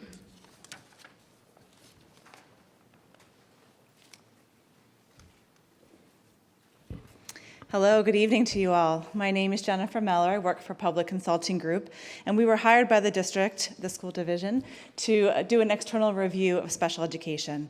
We're going to walk you through the recommendations, how we got to the recommendations, briefly this evening. I'm going to tag team this presentation with my colleagues, the rest of the project team who is also here. Matthew Karabkin, Soumya Kumar will both be presenting, and Matthew Scott is here as well as part of our team. The purpose of the study was to assess the effectiveness and efficacy of the Division's special education services in 6 categories: human capital and training, compliance and outcomes, the continuum of services, budget and resource allocation, data and record keeping, and family and community engagement. Pretty much everything under the sun related to special education. As you will see, and I believe you have copies of the official report, there are 6 categories in which we have provided detail around the findings and then also recommendations. We'll talk through, as I said, the recommendations this evening in the order as to how they are presented within the report. We started our project actually in this room with a kickoff back in October. The kickoff included a variety of stakeholders, which we always encourage, and we're happy to see so many participants in this process. We talked through the timeline that we followed. We then took a step back also in October and revised protocols that we typically use to make sure they were aligned with what Prince William County was looking for. And then we did an enormous document request. We submitted it and asked for, in the end, what ended up being about 200 documents that we looked at in addition to student level data that we'll talk about as well.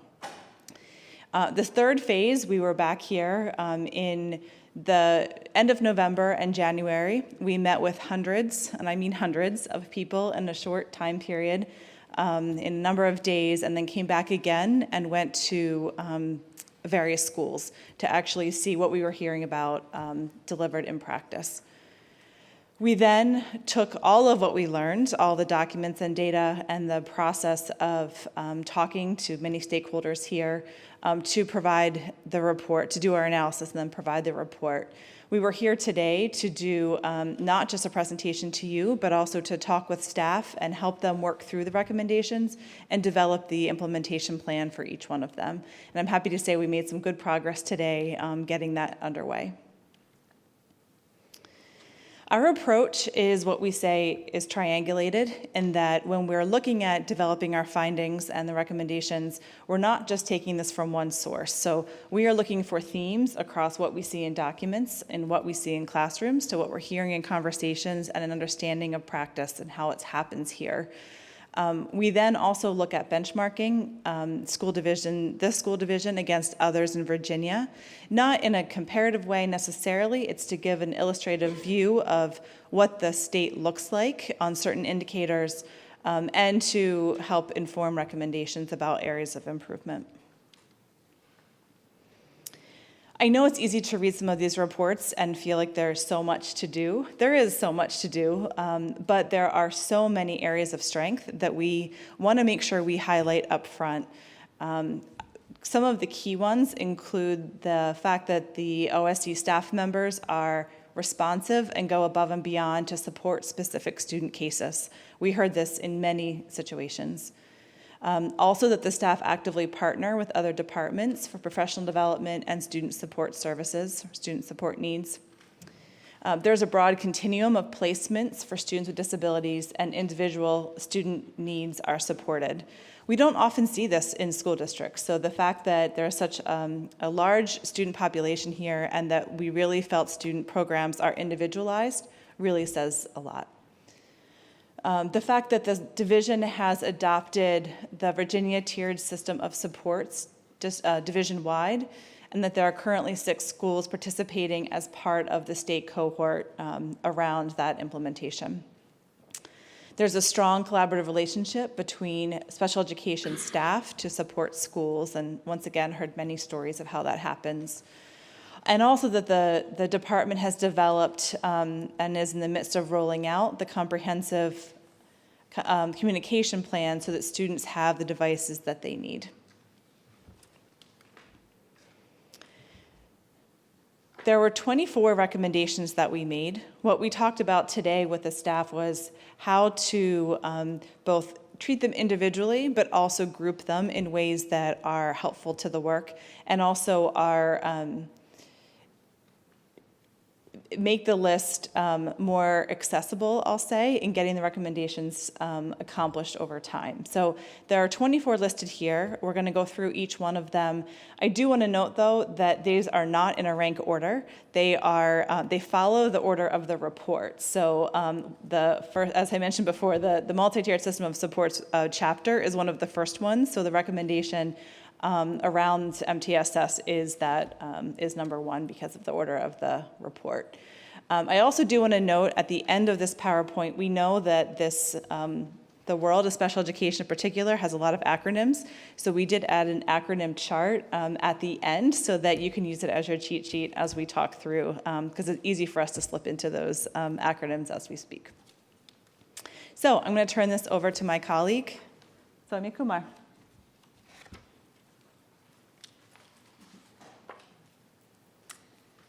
Good evening, Board of Trustees, Dr. Waltz. As we look at the recommendations, you'll see that there are some key findings that support each of the recommendations. And so what we'll do for the sake of time is really just focus on the action items, and you'll see that the findings will support those action items. So the very first one has to do with looking at the tiers of supports, the multi-tiered system of supports, as having two different arms, the academic arm as well as the behavior arm, and putting them all together so that they are not separate things. When students have difficulty with learning, sometimes it's due to behavior, and when students have difficulty with behavior, it's sometimes because they're having difficulty with learning. So putting those two things together and leveraging some of your work with the VTSS and positive behavior interventions and supports would be a good idea. Universal Design for Learning is a very key framework which will be very beneficial to all the students in the division, and particularly meeting the needs of students with disabilities in a very thoughtful, methodical way. So making sure that all of your teachers and administrators and so forth have a good grounding in Universal Design for Learning would be highly recommended. As Michelle mentioned, you are not a district that has been identified by the state as being significantly disproportionate, but part of that has to do with keeping an eye on things, making sure that students are not disciplined at a higher rate, especially what's considered significantly disproportionate is when it's twice as likely. When students are twice as likely to be disproportionately disciplined, then it starts to get to something significant. So keeping an eye on that and looking at data regularly to make sure that students with IEPs are not suspended at a higher rate, and that the funds that are spent toward addressing disproportionality are doing just that, kind of keeping track of that and making sure that all the work that's being done is yielding the outcomes that you're hoping for. Building a system-wide culture of academic optimism, really, in other words, holding students with disabilities to a high standard, making sure that the standard stays high and that the work is done to help students get to those higher standards, that the bar stays high.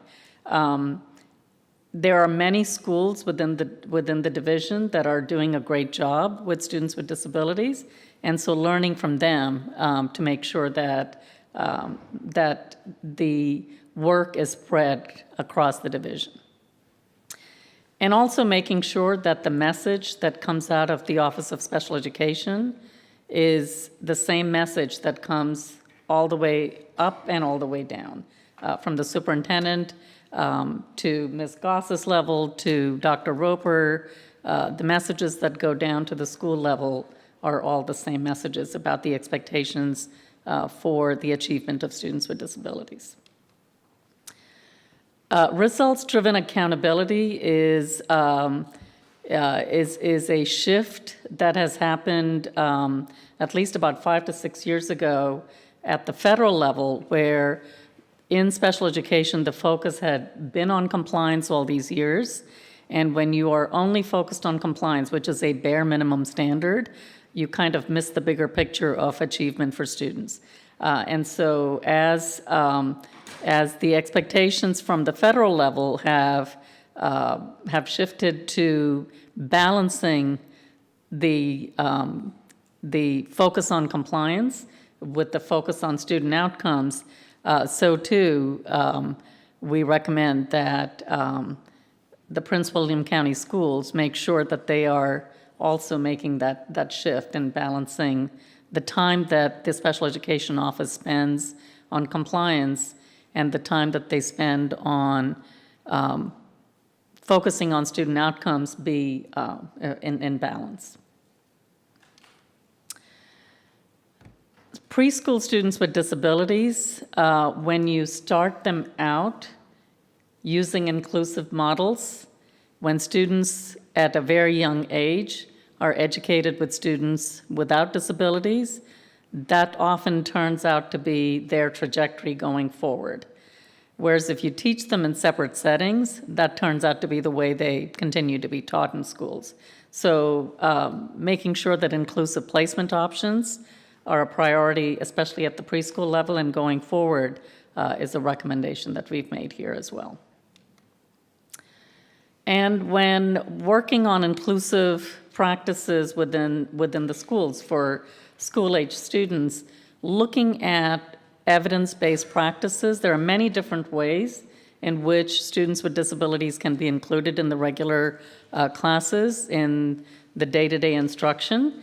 It doesn't always require additional personnel, but when it does, being very clear about what is the role of a co-teacher, what is the role of a person who's supporting the instruction of the student, what is expected of them, what should be expected of the students that now have a couple of people working with them and so forth, is something to get some clarity around.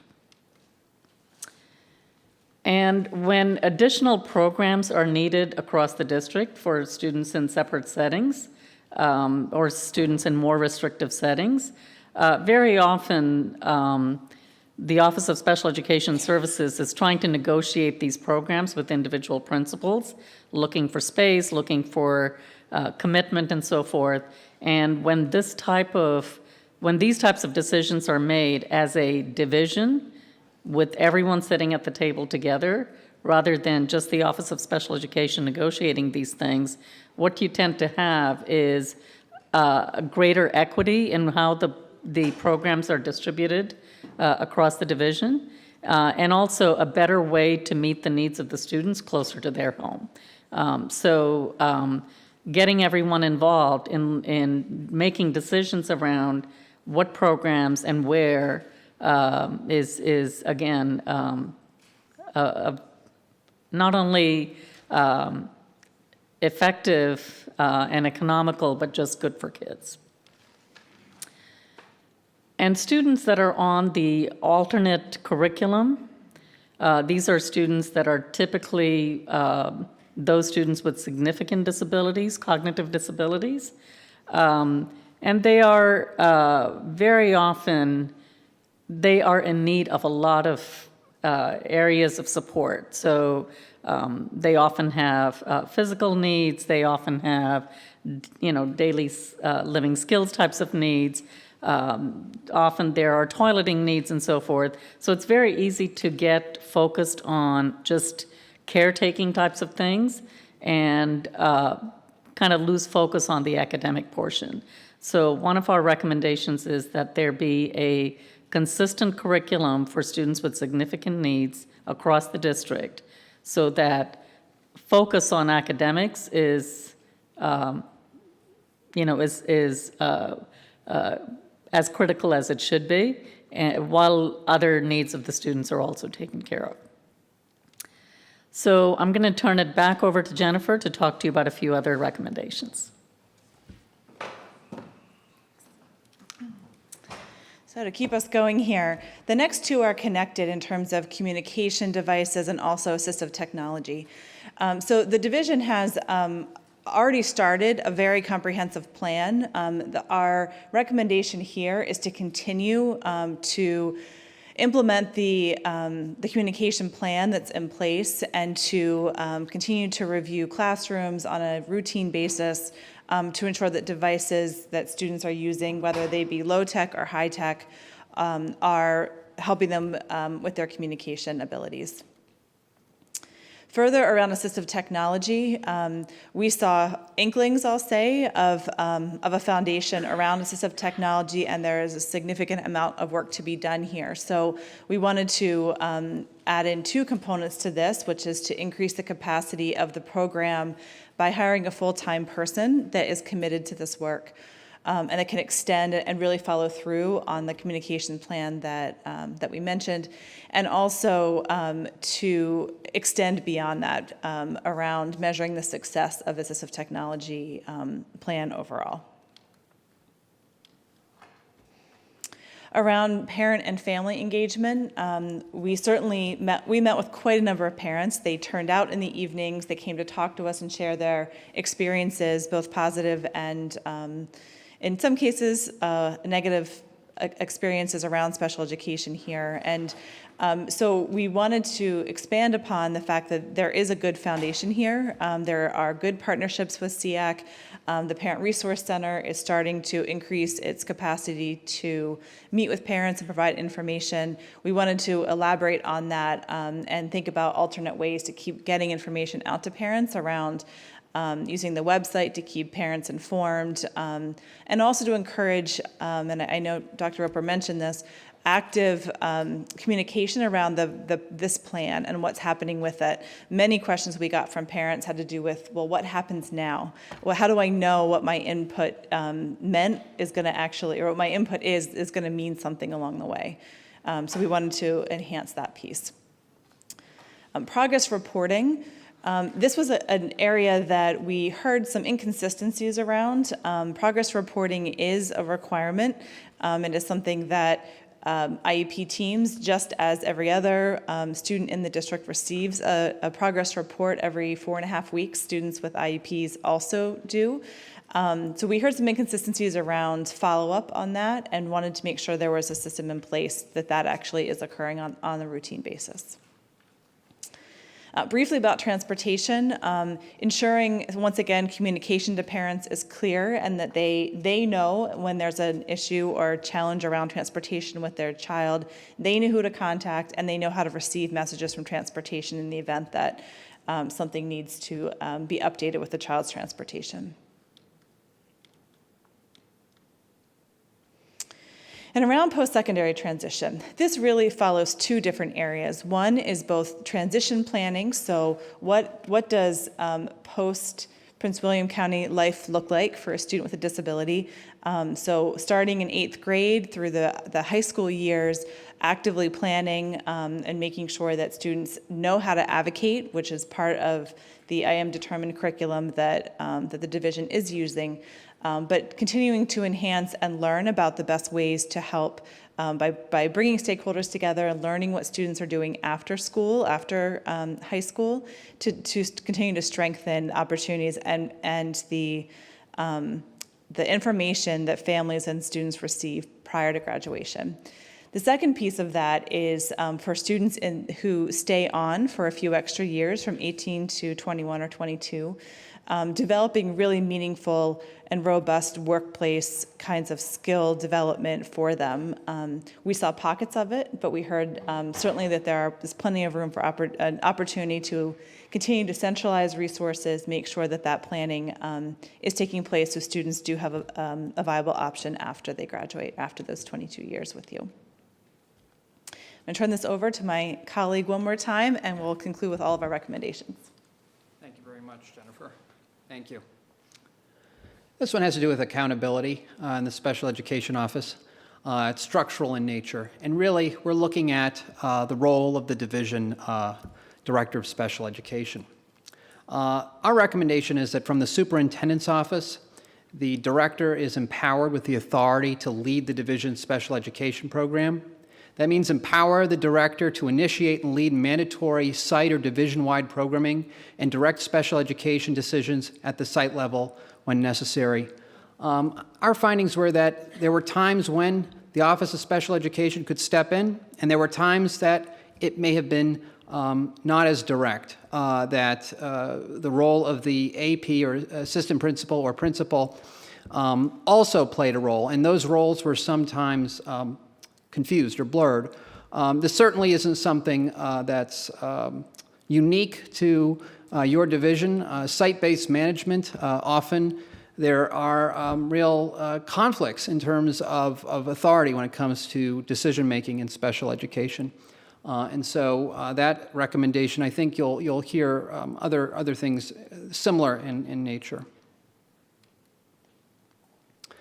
Looking at the office itself, there are a lot of very hardworking people in that office doing many, many, many things.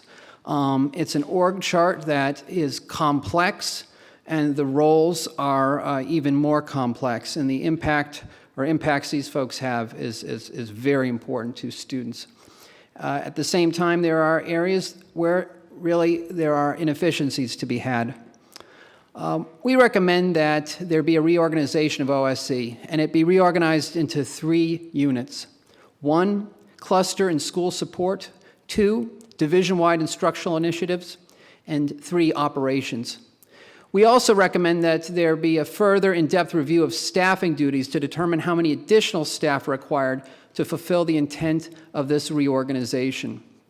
At the same time, while efficiencies are being made in that area, we recommend the movement of the multi-tiered system of support or Virginia tiered systems of support, as well as a positive behavior systems, PBIS, those functions out of the Office of Special Education, and create a separate organizational structure for these critical, very critical areas with a director that reports to the Associate Superintendent of Student Learning and Accountability.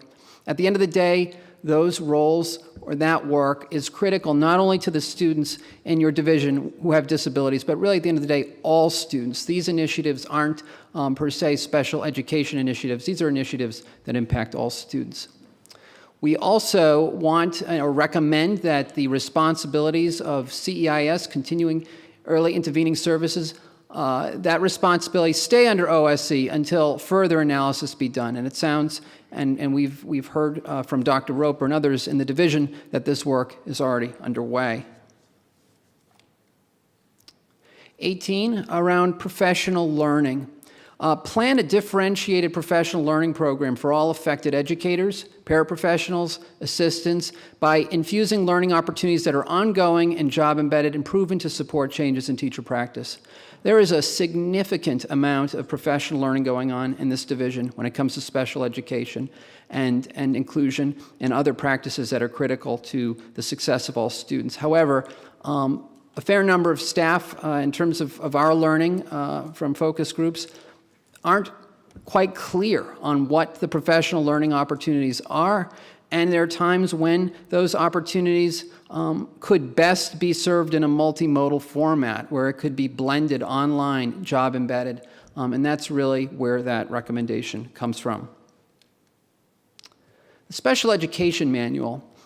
Create an interactive web-based special education manual to support user-friendly and transparent access to procedures and practices relevant to the management and operations of special education. There are several documents and rules and regulations, both here at the division as well as within the Commonwealth, as well as nationally, that impact your students.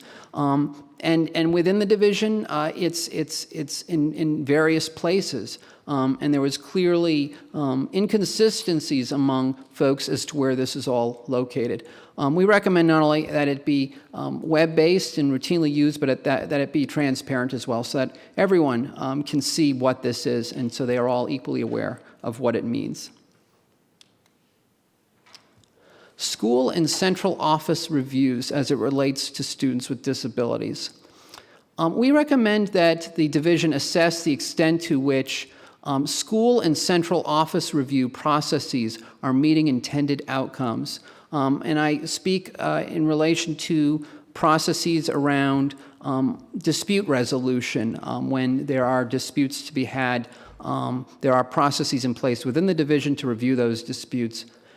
We also recommend the expanded use of facilitated IEP meetings and seek out additional training as necessary. Really, where this comes from is when there are disputes to be had, these disputes should be resolved at the IEP team table.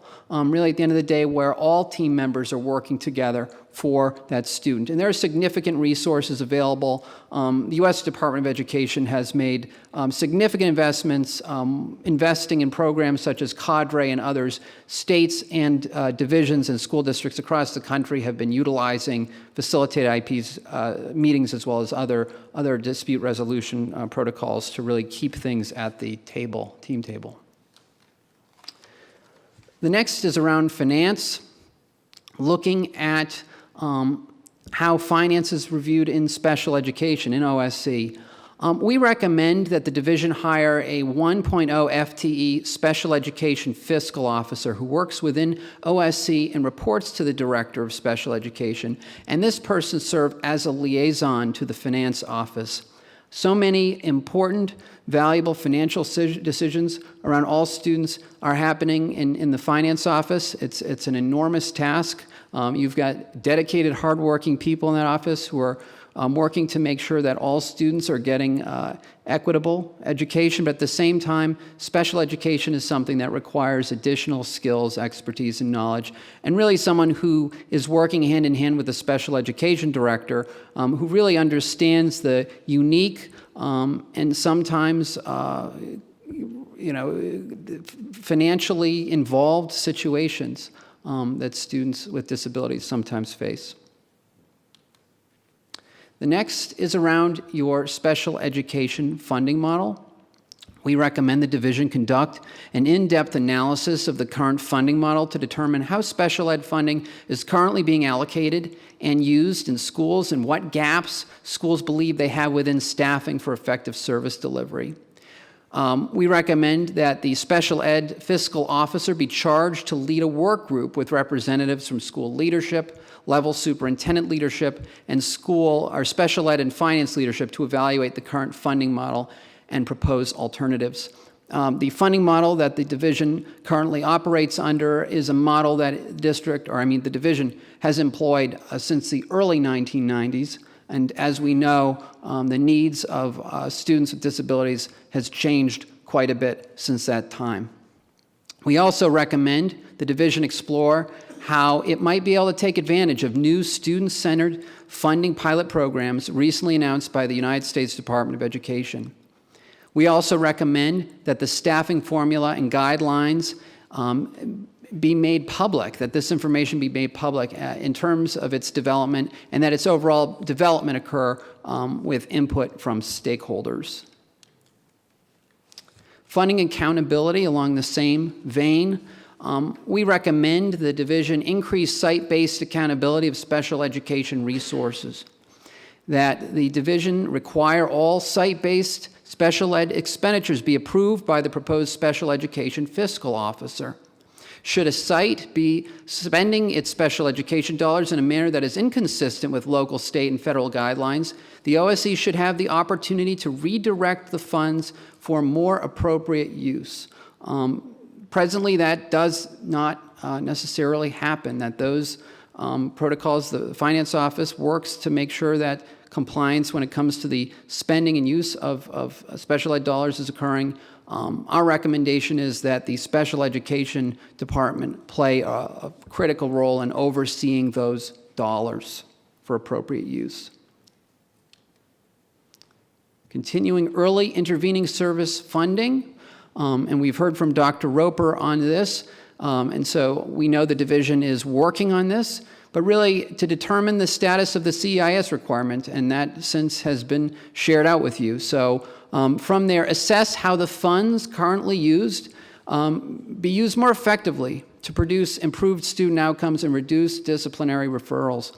When a school division is found disproportionate, it is required through the Individuals with Disabilities Act to set aside 15% of its IDEA resources. That's quite a large sum of money, and the division has been doing that and funding initiatives for some time. Given now that it's not labeled as a disproportionate division or district, consideration with regards to how those resources are being used is very much critical. So overall, summary and next steps. Your division has a solid foundation upon which to build an even stronger special education program. The following steps should be taken to actualize the recommendations in this report, and there are 3 things in particular. 1, prioritize the recommendation and develop an action plan with the persons responsible and timelines for each one.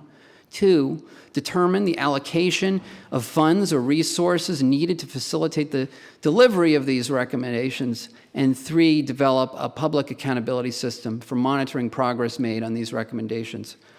Some of this work began today, and clearly some of this work has been happening even as this review has been ongoing. We very much recommend you continue moving forward in this direction to realize the recommendations in this report. I'm now going to ask Jennifer to come back. Do you come up or? See, I need like, okay, great. I don't want to go through all of alphabet soup. No, this is for reference. Okay, so, all right, yeah. okay. So now we'll open up for questions. We know we threw a lot of information at you, so go right ahead. I'm going to, we'll go to Allison first, that's fine. Hi, thank you. First, the acronym list did not make it to the copy we have in board docs. Oh, okay. So if we could get a copy of that, that would be awesome. And now I found myself with the report looking things up on Google to find some of the definitions. So that's okay. The intention was to have that there, but it didn't make it. So yeah, if you can get that to us, that'd be awesome. You know, when it first got published, I was looking over the report, and I was very excited about the recommendations and what we have the potential to be working on. As a parent of a graduate who was in our special education program, there are a lot of things in here that hit home with me. And so I'm excited about the opportunities we have in front of us. There are a couple of things I starred that I especially wanted to mention. The results-driven accountability I starred, shift from a focus on process and compliance to student outcomes. That was music to my ears. Talking about exemplary college preparatory education so students can succeed in college, career, and life, goals for each and every student to reach, exceed academic proficiency. We had a parent tonight who was making a statement who said that her son's graduating with a standard diploma, and people said it wasn't possible. My son graduated with a, I'm losing my words, advanced diploma, and people didn't think it was going to be possible. So we need to expect high expectations of our students, especially our students that we know are capable. And that's one of the things I'm really, really looking forward to us working on. And it is individualizing the education more. And I think this is really, really important. So as a parent, that was one when I read it, it really hit me. Parent and family engagement, I'm really glad you met with parents. I was at a community event a week ago where a lot of parents were talking. Some are current parents who have students in the system, some are parents whose children are out of the system. And this also goes to the post-secondary transitions from the ends of the spectrum with special education, because we cover students who have every ability under the sun and disability. And so working with parents for those transitions also, the what's next steps, whether it's college and career or whether it's are they going to be able to have a job in the workplace, and how do we help parents transition if they're not going to, what are the options available for everybody? And I know it's a wide spectrum, but there's so many parents who are wondering. We might work with our kids in the high school, but parents are there, okay, what's going on? I don't know. And I think that's where parent and family engagement, especially in the high school level, as we were discussing at that public event, I think having some of those transition discussions with parents on a yearly basis in high school, I think would be really key, because parents are not getting that information. Yes, we have some occasional events that are centralized, but we need to have those talks at each high school with the parents who have children in special education. And I think doing that, I think we're going to get some of the messaging across and actually help our parents with what the next steps can be and what the options are. I like the suggestions with the clustering, and we already started doing that. And Dr. Waltz, I want to thank you. I want to thank Dr. Roper with the changes we've already started in special education. It has not gone unnoticed. As we've seen new hires over the past year, over and over and over again, we can tell changes are happening. And it's not just that either. I'm hearing it from principals, from administrators all over the place, that they are pleased with what they are seeing happening. And I'm beginning to hear it from parents. So the changes we're already starting are making an impact. The idea of the special education manual, I think that's fabulous. One of the comments I heard recently from parents is, you always get your rights at the end of an IEP meeting. Like, how does that make sense? So having something like that just easily available, tell parents when you set up the meeting, you can read your rights here, it's on the website here, and then they have a chance to review it before the meeting. Because I've so many IEP meetings I've been to. IEP meetings over, here are your rights. I'm like, okay, this is backwards, folks. This is totally backwards. The funding model of suggestions, I thought that was very interesting. And again, having the acronyms would be helpful, because there are some of the things that were a little difficult because I'm not as familiar with some of the acronyms. But I want to thank all of you who worked on this, and everybody who cooperated with you, worked with you, consulted with you. Mrs. Goss, thank you. This is a great comprehensive report. I'm looking forward to the school board working with the superintendent to move forward and see how much we can do for our students and families with disabilities and special education. So thank you. Thank you, Mr. Chairman. I want to start by thanking Ms. Goss and Ms. Roper and the team that put together things that I was very excited about hearing once we decided to undertake it. I'm very pleased with the report, but as someone who not only received her public education in Prince William County Schools, but am now a parent and an advocate for students in special education, I think that this report is great, but it's only a start. I think that the majority of things that were addressed in this report are things that we all know have been going on for a very long time, and they're just finally organized on paper. I want to back up and say that by no means do I think that special education is an easy topic to address. It is constantly changing. The experts that we have, Dr. Roper, Ms. Goss, it's continuous. You're never going to please everyone all the time, and I don't want to come off sounding overly critical, because that's really not what it is. There's no way that everything wrong in special education is all your fault. It's just not, that's not possible, and nor is it accurate. I am a little disappointed because some of the things that were presented are things that I know that I have mentioned over time. And I think that some things have been made, some improvements have been made, but I still think that we have a long way to go. And my main source of disappointment, for lack of a better term, is that students who are on the autistic spectrum, or students who are higher functioning in disabilities and special education, I don't really think that this report has enough teeth to support those students, because that's really where we're going. I think this report kind of brings us up to where we are in the 21st century, in a sense, or 22nd century, but I think where we're going in the future and what we should be very mindful of is how special education students every day are increasingly mainstreamed with other students. And that is huge. And that, for me, as an advocate and as someone who is surrounded by special education, is really important, because one of the things you mentioned was professional learning in 18. And I agree with the key findings, but what I would have liked to see was a little bit stronger language, because I think everybody in the division who deals with students should have professional learning. The amount of time that I have spent in my life going back to a counselor or a teacher or an administrator, because we now have so many special education students or students with IEPs in our mainstream classrooms who are not getting the services that they need on a day-to-day basis because teachers don't understand IEPs, or how many meetings I've been to where teachers are called in the middle of the hall and say, hey, come be on this IEP teams. They're not consistent. And we can't provide the best value for our students in education if we're all not trained on how to do it. And we don't all have to be special educators specifically in a background of that, but I think as education continues to be individualized for everyone, and as we continue to move forward and have the technology and the ability to do this, I think that that's something that is very critical in the future as we continue to grow.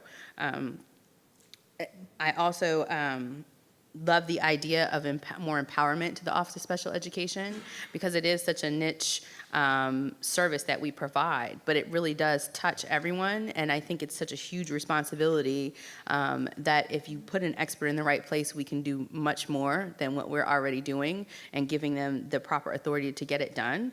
I think that would be a huge advantage for us as a school system, and definitely set us in the right direction as to being a place where the rest of the state can look at us as a model of what to do. I'm excited, but I always want more. You know, I like that there's a focus on preschool. One of the things I had mentioned in another conversation was having like a checklist, which I saw, Ms. Goss, this year registering my kindergartner. There is now a checklist that says, did your student receive services prior to becoming a public school student? Is there anything that we should be aware of? Because I know from talking to community members that that was one of the key gaps that we had. We had preschool kindergartners coming in and they're getting in trouble because they don't have an IEP yet, because they just got here, and those kind of things. So I know that as a division, we are headed in the right direction, and we're implementing those policies. And putting things into place to make life easier. But I think that we still have a long way to go, just like special education is constantly trained. I just can't say it enough. I would like to see implemented from this regular reports to the board, to the community. I like the idea of having a manual that's transparent, because that is one of the things that I hear often is, I didn't know, or I don't know where to go. And I think that we're coming out of a time where we would hand out flyers or say to parents in your welcome registration packet, here's all the information, and going into a more technologically advanced time. And I think that was something that was really important to highlight. I hope that we can reevaluate in maybe a year or 2 years down the road, because with a school division so large, I recognize that it takes a long time to implement things effectively. And I just want to make sure I mention to the public who is watching and any of our staff that these are great recommendations. I know that we're going to do our best to adhere to them and make the changes, but to have patience with us, because it's important, especially in this area, that we do it correctly. And to do that, it's going to take time. So I just wanted to thank you and your staff. Thank you, Ms. Goss, Ms. Roper. I know a lot of these things you kind of inherited because you're new. I appreciate the grace that which you have undertaken your position. And I appreciate all of the changes and things that you have already begun to implement for our system. It's a huge job, and I do not envy you, but I do appreciate the information that was shared with us this evening. Thank you. I think I'll go to Lily Jesse next, and then Gil and Kate. Hi.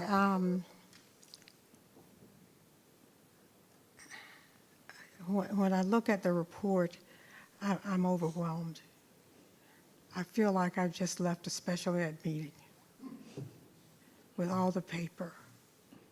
And so when I look at this, my question is, results orientation, we have a 30-point gap in this performance. Are there 2 or 3 or 4 things that you consider critical to reduce that gap and that we should focus on? there are just so much here. I mean, it's good stuff. It's just good stuff.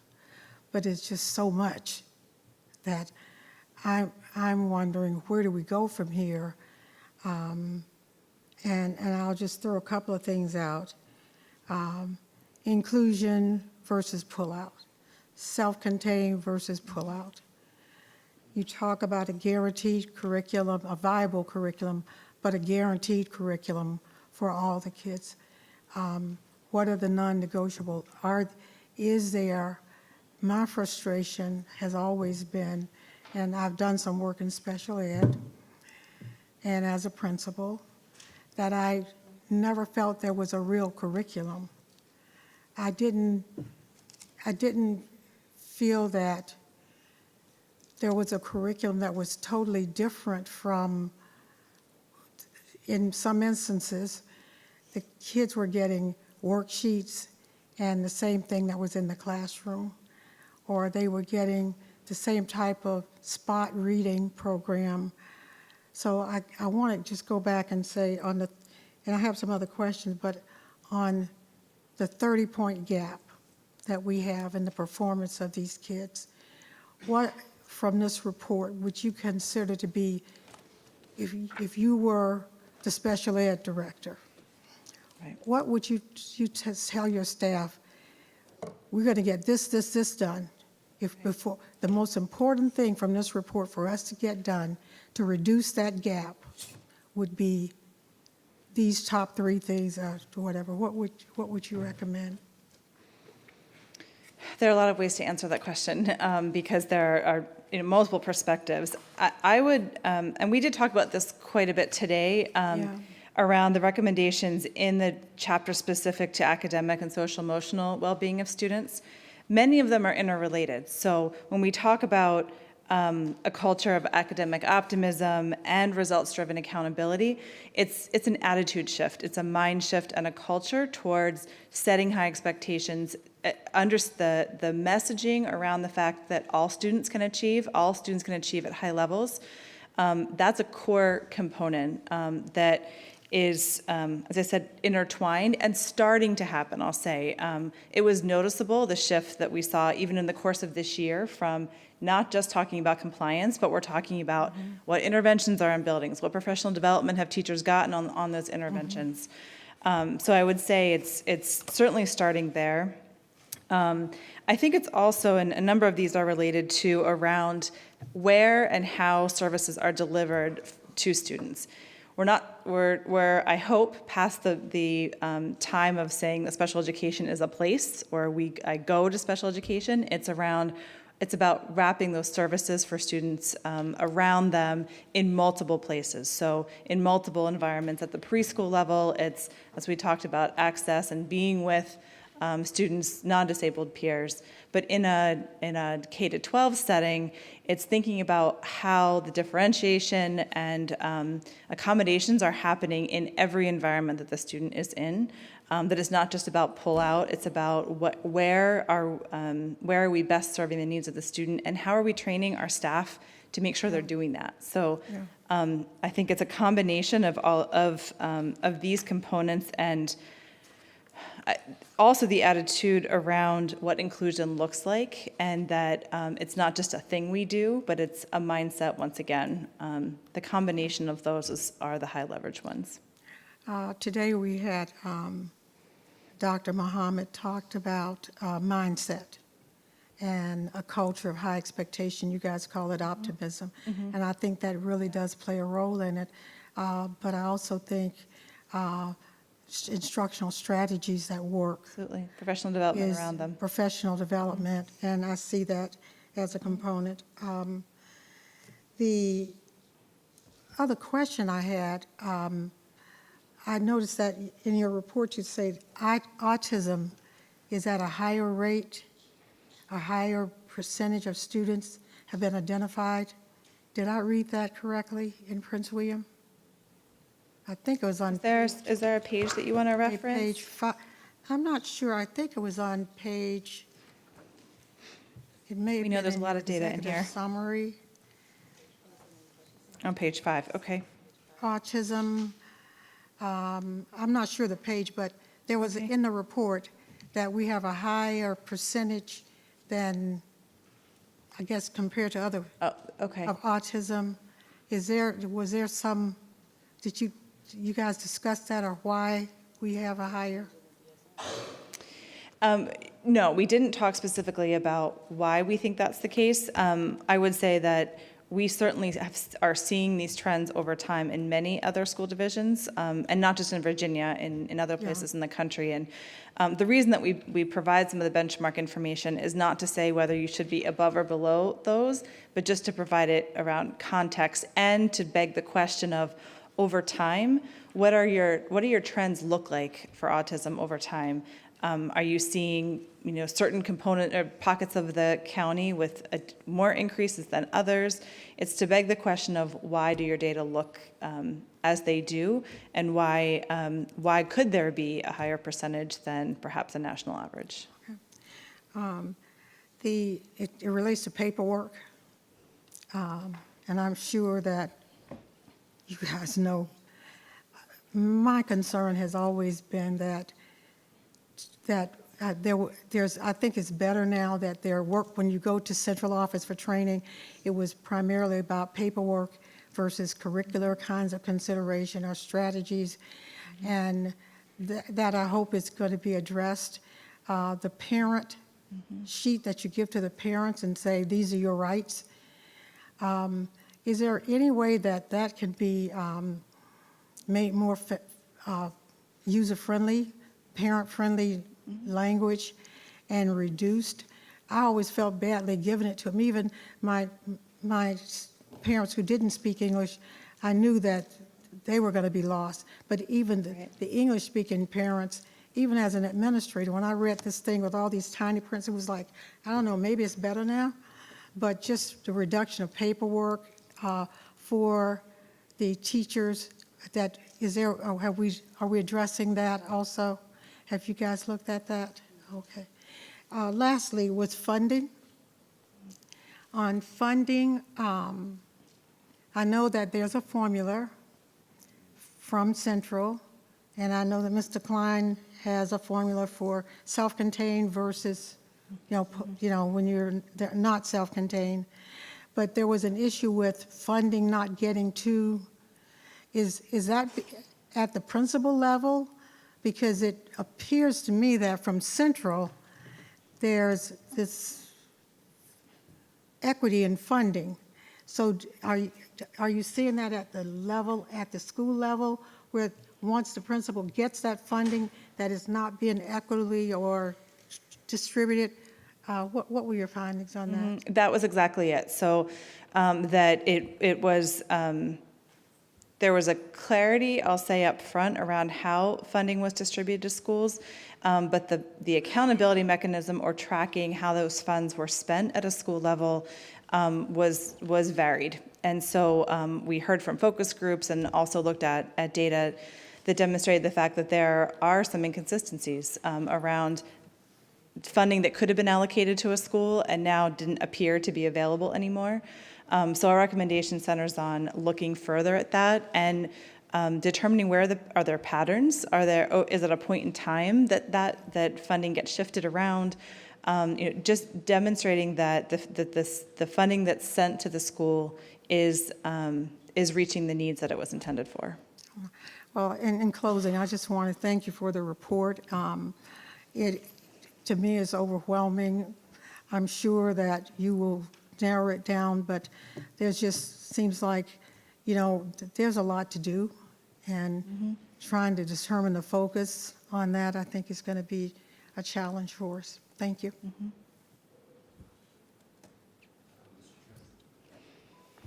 Thank you, Mr. Chairman. First off, thank you very much for the presentation. It had lots of great information. The executive summary also has very good information as well. I do have one administrative question. Is there a larger in-depth report in addition to the executive summary, or is that? Yes.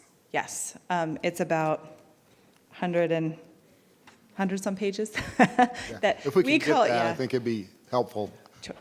Summer reading or something like that, maybe. But anyway, I want to make a couple of comments and observations, and then I ask a couple of questions.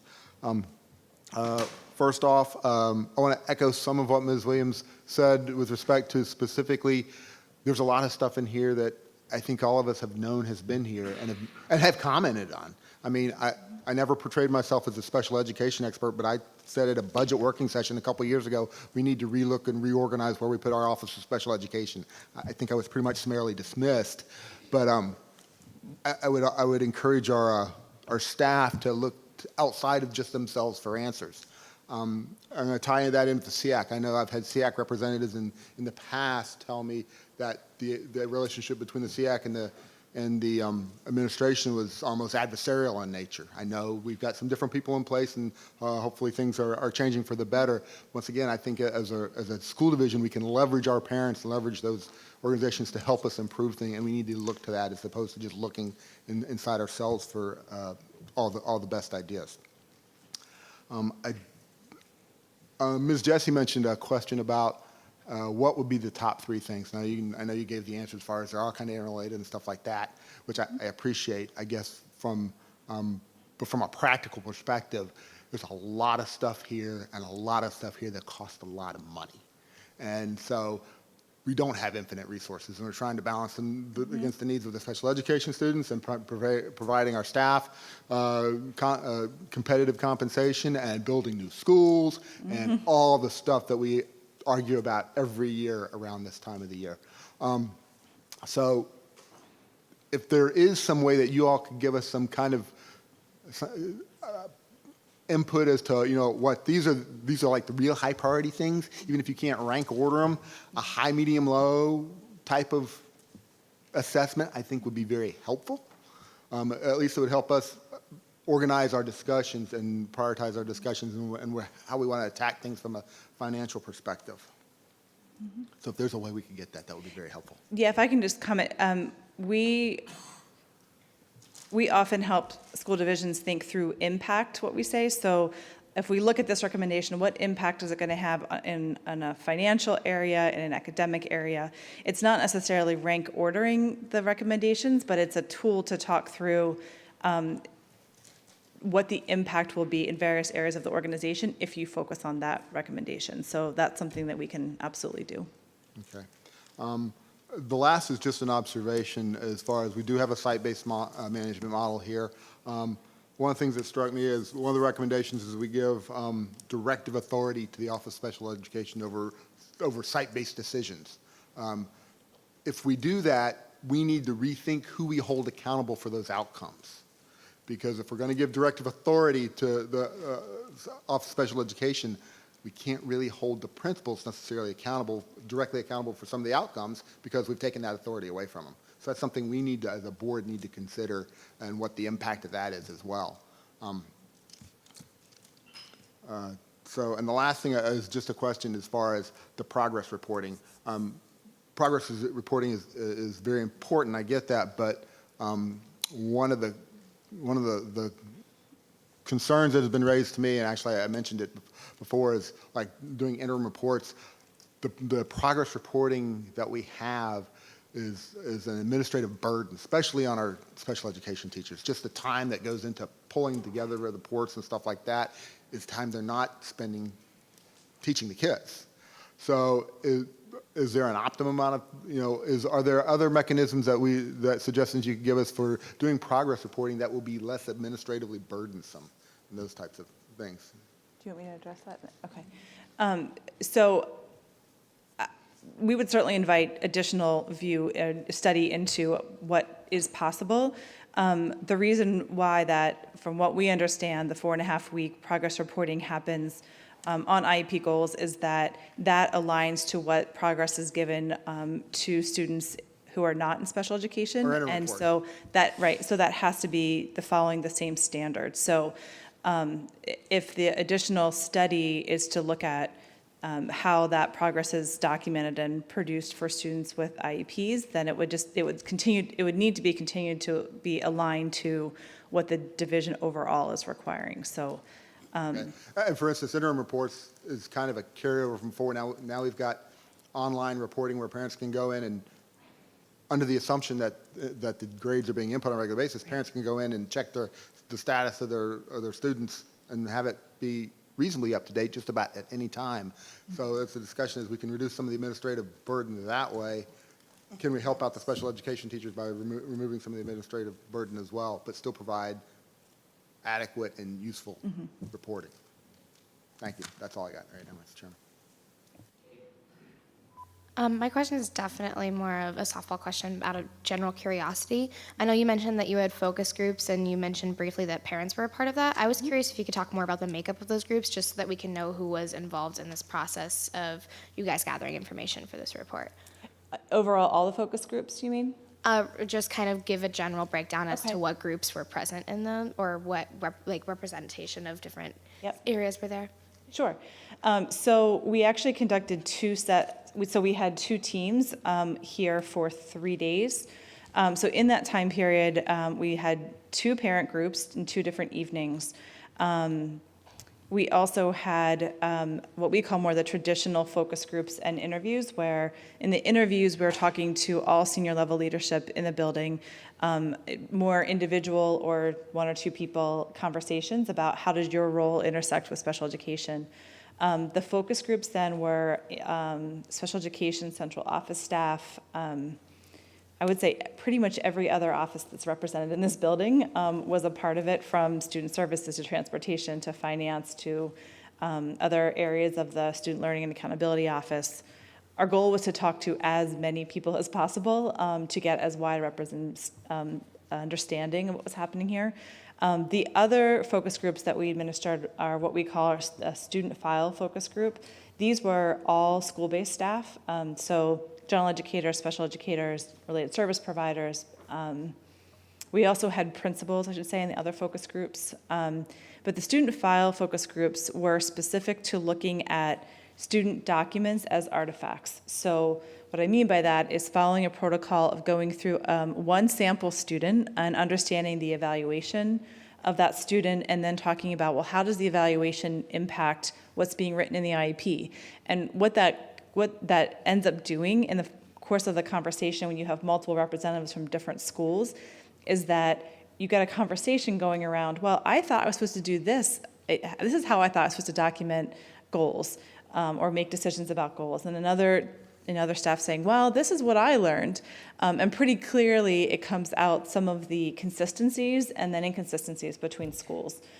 So we, as I said earlier, in the course of that process, talked to, I think we counted over 200 people that were school-based, parents, and then staff here in this building. All right, thank you so much. Thank you. I really appreciate the report and appreciate the thoroughness, and I think there's a value of having on paper things that maybe different people have all stated at times and known are problems or challenges, concerns, areas to improve, but having it all documented in one place is going to be a good tool for us down the road. There's a lot of good things here, but I'll just say one thing I'm really excited about personally is number 19, the special education manual. And I know just talking with parents about who are getting involved in the special education process, some of them have felt they need to take classes in special education and how it works just to be able to advocate for their kids. And that's not feasible and not, shouldn't be an expectation. So I'm really looking forward to what this tool can become to help parents. I want to also say I've been very happy with whether it's from parents, from teachers, from staff, improvements that we've heard talked about in the Office of Special Education over the last year. It's been very noticeable, and I think this year will hopefully continue to mark an improvement on this area. Question for you. I think we talked about culture and how culture is important. A lot of what we end up doing here is crafting policy, and translating that to culture gets challenging. What do you recommend from a process, implementation, et cetera, perspective in terms of changing, improving culture? Because a lot of that often is personnel driven. How do you see specific things that can be done to change culture? Good question. I would say it comes down to transparency first, and engagement. So transparency, and I commend you for doing this process as a school division. This is not an easy process to go through, and to be willing to look at yourself, to document it on paper, and but just that act of making transparent what you may have been talking about for a long time in a way that's accessible to parents and other stakeholders, I think is the start of the process. And I think the second piece then is engagement along the way of, and this is hard work, but talking through the recommendations with all stakeholders. And I know special education started to do that with their own internal focus groups around, this is not just about a plan that's being passed down that you must implement. This is about how do we build this together? And I think the foundation is starting for that. But those are the two key pieces, I think, of the transparency and continuing open conversations around some hard topics, and then also engaging stakeholders on an ongoing basis to be part of the building, to decide what the building is and then be part of it along the way. Excellent. A number of the other questions I had have already been asked, but one last question, and this might be a little odd and maybe impossible, but as somebody who's had to sit in on IEP meetings, they can go long and involve a lot of people and hit 2 hours, and you got to pull in principals and staff people on all kinds of areas of expertise. Is there any way to streamline those meetings that y'all have come across, or is that just the way the game is? Ideas on that, but special education is complicated. So, I mean, I think we even talked about some ideas today of sharing information with parents up front, so that it's part of having them understand what the process is, and then coordinating as a team internally as well to prepare so that it's not at the last minute pulling somebody in. It's having a dedicated plan as to this is what we're going to accomplish in the course of the time that we have. So, yeah, information, certainly parent information, and then coordination internally. Thank you so much. Easier said than done, I know, but. Ms. Ralston, the Absco District. Thank you, Mr. Chairman. Can I ask, have you shared this report or with, say, the state here, or with the representative that you talked to on the federal side? Have you done that? No, I mean, this was the start of the conversations about the report. It was finished just in time to get you the information for this meeting. That was the course of our timeline. So I think now is the conversation around where else you want to go with that. We certainly have seen many other school districts nationwide go different routes with that. I think the ones that have been the most successful in actually enacting recommendations and seeing change are the ones that engage as many people as possible, which is why I get back to the transparency piece, putting it on their website, having open conversations about what needs to be done. But that's something that will help in partnership determine, thinking through what the best approach is, and then it'll be up to the school division to determine how you want that process to go. Okay, number two, like so many that sit here on this dais, you get the question, well, nobody's helping my child. So what are you doing that's going to be different and make people, our parents, feel that you appreciate what they're coming to tell you and the help that they need? And they don't need the help in 2 weeks. They need the help right now. Yeah. So do you have anything in there on this? Well, I think the two key components about parent engagement, one around the Parent Resource Center and making sure there are tools and outreach and immediate help to parents in that time that they're going to an IEP meeting that afternoon or tomorrow to have that information. And then also the partnership with SEAC and other advisory groups that the school division has for parents. Those are two avenues to do that. Okay, thank you. Ms. Williams? Thank you, Mr. Chairman. I just wanted to circle back on a couple things. The first one is not necessarily sure if you're the correct person to direct this question to, but I'm wondering why we exclude gifted students from special education, and if there's any thoughts to being more inclusive, because they are special education students. They have differentiated service plans. Some of them are twice exceptional. They require some of the same level of service that you think of when you traditionally think of the label of special education student.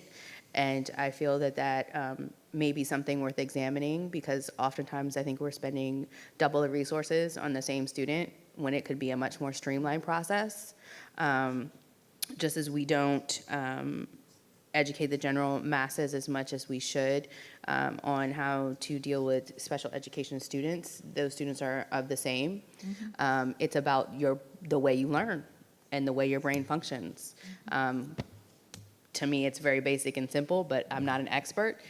So I think that's something that we should think about as a division. And if your office has any recommendations, or if anyone's ever posed that question to you before, I would love to, at a later date, hear more on that. And the second thing is, I'm a little disappointed. That was a great question, Ms. Arnold, but I'm a little disappointed that the students who are affected by this weren't heard. The majority of really good ideas I've come across have come from students. The conversations that I've had with the students at Freedom and the Bistro as to why they continue to come back past the age of 18, the opportunities that that program has given them, and the skill sets that they have learned from participating in that program, that they will be able to continue to work out long after they're graduated from our system. And then I just kind of, and I'm not picking on you, Mr. Trenum, but I think that in this circumstance, and because it's very passionate to me, I'm lacking a better way to phrase it. So I wanted to make sure I wasn't, let you know I'm not picking on you. But I think that this is such an important topic that we can't not afford to spend the right money. And we can't not afford to put our resources in it, into this area, because we will get sued. And that costs a lot more money. To do it on the back end than to do it on the front end. And the more I learn, the more, I'm sorry, I really wasn't picking on you, but I like the way you said that. It just made me think that recently I went to the National School Board Association conference, and one of the sessions that I sat in on was compliance for special education.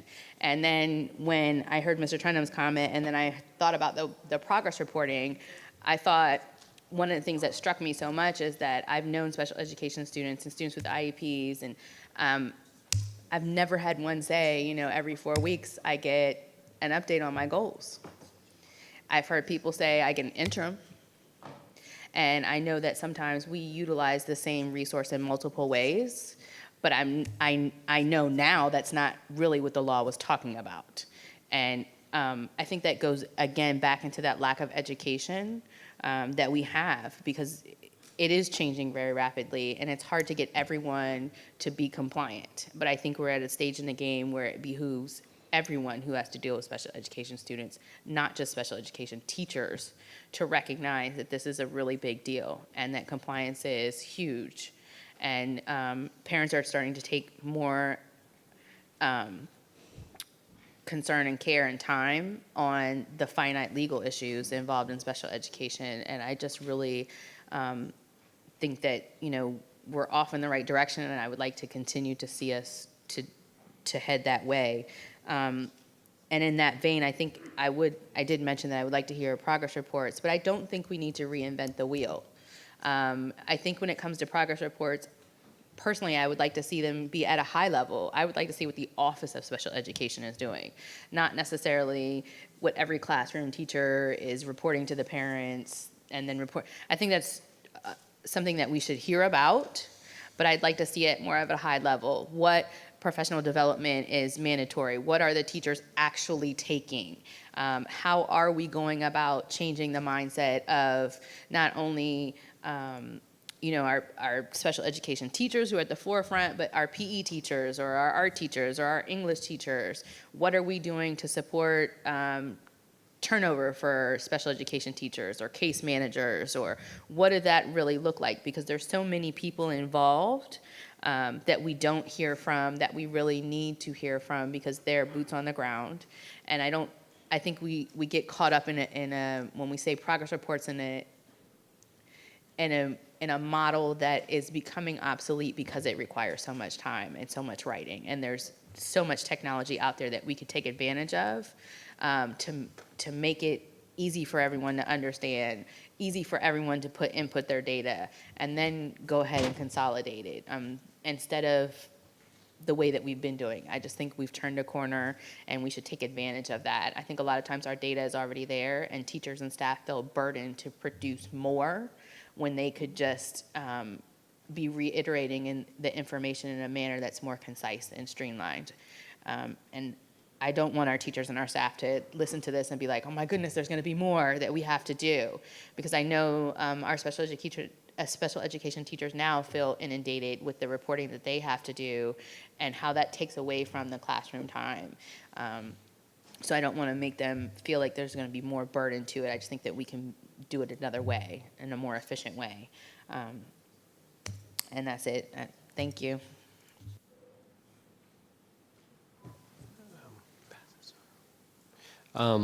Thank you so much. Well, I have just a couple quick questions. I'm sorry. That's okay. First off, Dr. Waltz, Mrs. Goss, Dr. Roper, this is and the consultants, a tremendous study review. I think it takes a lot of courage to be this open and transparent. Mm-hmm. It is an extensive report with an extensive number of things we need to work on. Mm-hmm. I don't think there's any doubt in that. One quick question that I had was, and one of the 24 was, how do we follow the students' post-secondary education? Are we doing that now? How are they doing? Or do we have any metrics on that? Just quickly, just tell me, are we doing it? Okay. And how are they doing? Okay. Yes. Okay. And we're going to try to beef that up? Okay. If you can go to the slide on summary and next steps, which I think is the most important slide that we need to address. So we've heard from a number of the members on, what are your top 3 priorities. Just very quickly, tell me, how do you plan to prioritize the recommendations? Is that something you will recommend to us? Is it something Mrs. Goss, Dr. Roper will together? Or is this something, I know we're ongoing and already making improvements in a lot of those 24 categories, but how will you prioritize that? Is it something system-wide? Dr. Waltz will sit in on those meetings? How does that work? So we started some of that conversation and started with the special education office today in thinking about how do we even wrap our heads around what the recommendation is, who has to be at the table, what decisions have to be made, what timeline are we looking at. It was the start. There are a lot more internal conversations that will need to happen. We can certainly provide input around prioritizing, as I mentioned before, around impact. If you're going to start working on MTSS, well, that's going to have a significant impact across the board in many different areas. But it will have a financial impact as well. And so it's starting to weigh those recommendations in a way that helps make sense of what has to happen and what decisions have to be made around each one of them. So, and I don't know if you want to add more to it, but I think this was the start. And over the summer is what I understand the division will be focused on fleshing out those plans for each of the recommendations. It just takes some time to process it and think about what we focused on today was around those that the special education office felt that they are the ones that are going to be driving. There are other recommendations that they will be a part of the group in terms of moving forward, but many other offices have to be at the table, and they might not be the one that's responsible for enacting the entire recommendation. So it's over the next few months starting that process of digging deep. So as you prioritize, then that'll help us determine what funds we need to spend, correct? Mm-hmm. Okay. And then lastly, will there be a dashboard created that Mrs. Goss gets, that Dr. Roper gets, that Dr. Waltz gets regarding these 24 recommendations as we go through implementing the action plans on those? Will there be a green, red, yellow light to give back to us to say, here's how we're doing, here's how we're moving forward through these things? Yeah, do you want to go ahead?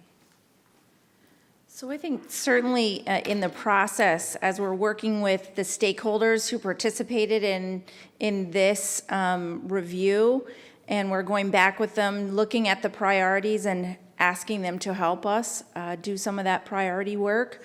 For example, our Special Education Advisory Council.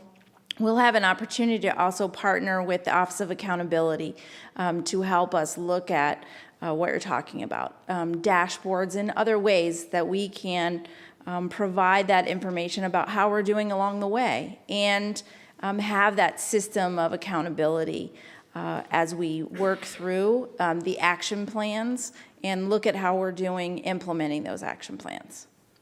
Okay. Thank you. That was an excellent report. I think if there's no other comments, I'm going to recommend a 5-minute break. Thank you very much for your time. And I look forward to hearing back from each of you on this topic. And I do feel comfortable trusting that this is in Mrs. Goss's hands and Dr. Roper's hands. Thank you very much. So we'll call the meeting back into session, and we will move to now superintendent's time. Dr. Waltz.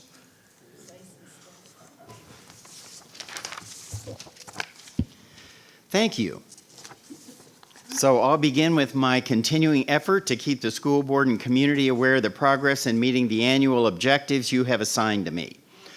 Slide 1.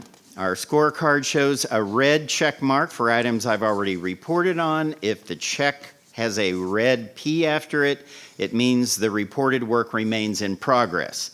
And a white check means it's an item we'll be discussing tonight. So there's one item I can update you on that's not on here. The 6.8 was completed today by my attendance at today's Region 4 Superintendent's meeting. Slide 2. As of May 9th, I have made 95 school visits so far this year, where I saw evidence of solid safety and operations, as well as great educational progress, and a few requests along the safety items which I'm moving forward with. Since I arrived in 2005-2006, I have made more than 1,700 school visits, and every one of those visits is a high point of that day. Slide 3, moving down to indicator 7.9, I've already reported with pride that our on-time graduation rate continues to rise each year. It now stands at 91.8. The second part of the objective calls for increasing the reading and math pass rates for students with disabilities by 5%.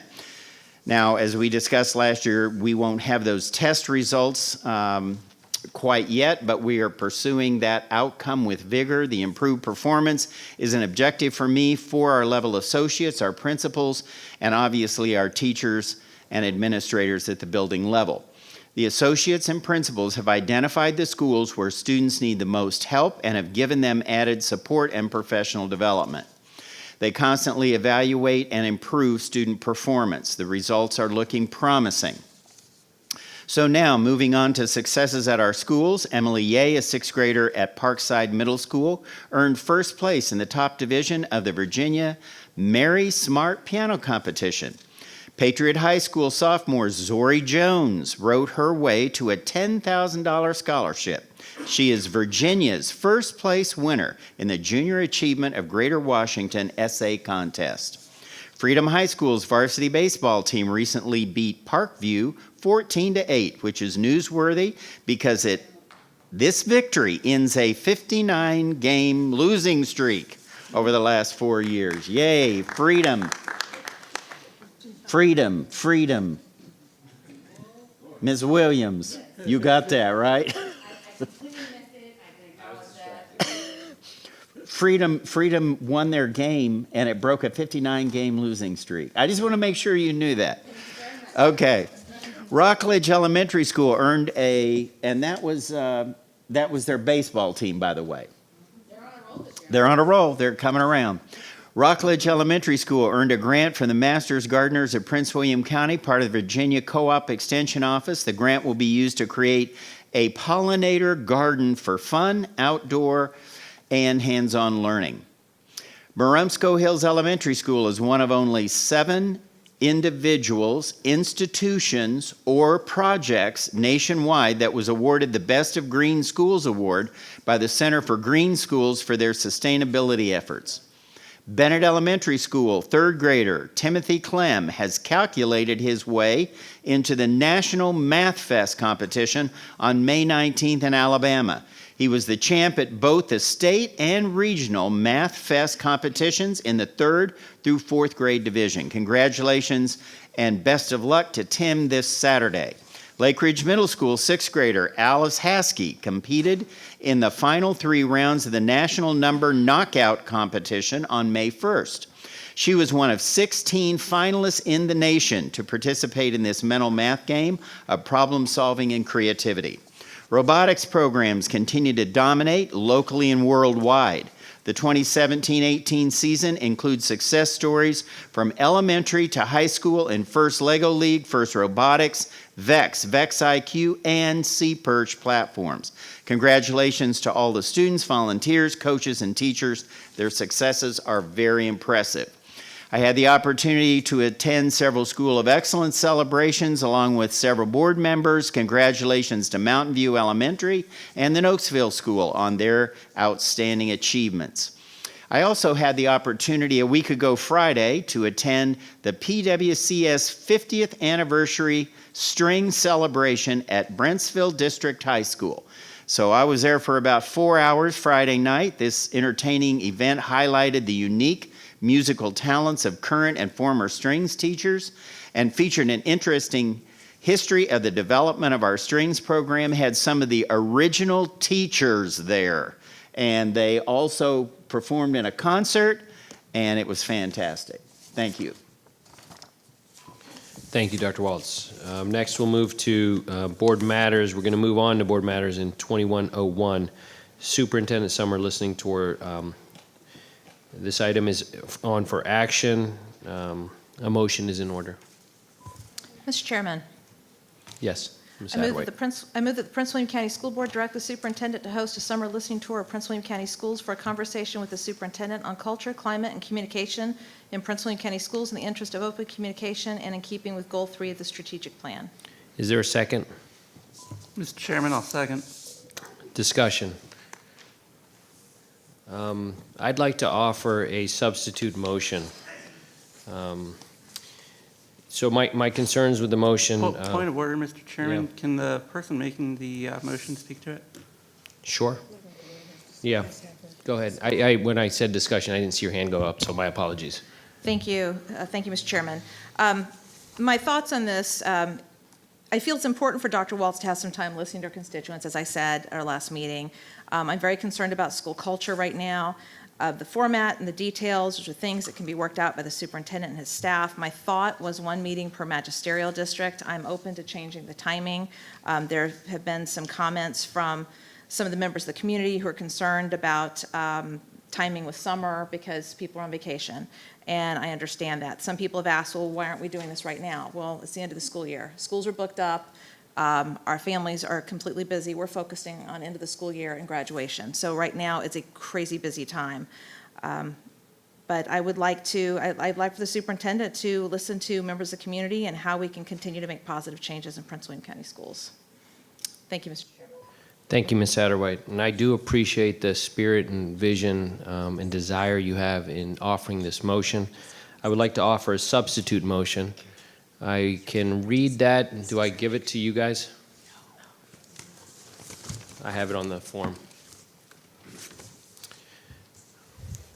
And I believe my motion will address the same concerns of culture, same concerns of accountability, but in a different way. And I think in a way that can convey that we can perform some actionable items today that I think will address the long-term concerns of what's gone on in the past and what we want to prevent in the future. So my substitute motion will read that, and so I motion this as an amendment, substitution for Ms. Satterwhite's motion, that the Prince William County School Board authorize Division Counsel to work with the Office of Equity and Compliance and outside counsel as needed to benchmark and evaluate all policies, regulations, procedures, and protocols regarding the reporting, investigation, and resolution of complaints asserted against PWCS staff, employees, and administrators.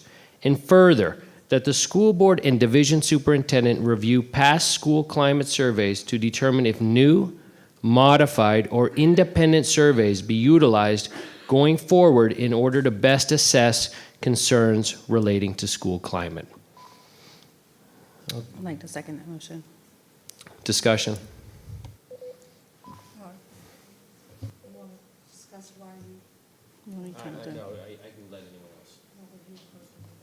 I started it with a discussion in the sense that I believe what we're offering tonight states we have heard you. You've been to numbers of meetings. You've come, you've talked to us about problems that exist in the community that perceived to be going on for a long period of time. We want to address those concerns. We want to address this moving forward. We want to address the climate, and these are the things that I have heard as I have listened over the last few months, and I think we need a sense of moving forward and a sense of accomplishing something that I believe will go a long way to addressing concerns among our staff, our teachers, our community. Thank you. Thank you, Mr. Chairman. I will support this motion because I like the spirit of what Allison suggested, and I thought that that's a great place to begin.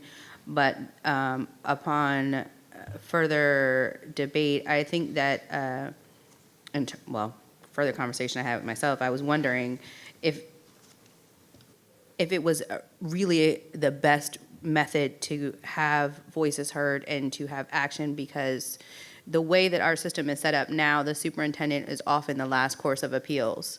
And I think that by having him go on a listening tour, we may put ourselves in a tricky predicament where he is put in a situation where eventually further down the road, he may have to make a decision. I like this idea better because I think that it's more inclusive in its accountability, and there's tangible items that we as a division can take from or implement, depending on how it shakes out. We have methods now for people to express their opinions and thoughts and what is going on in the school culture within the school system and division. I understand that everyone doesn't always feel heard, but that does not mean, as I've said before, that we aren't listening. I would much rather us take a road where there's action that can be tangible than to just continue to have voices heard and no action. So, thank you. Ms. Jessie? I think I've expressed my frustration perhaps more to Mrs. McGowan about, you want to keep yours on? Okay, okay. I just didn't want to sound reverberation.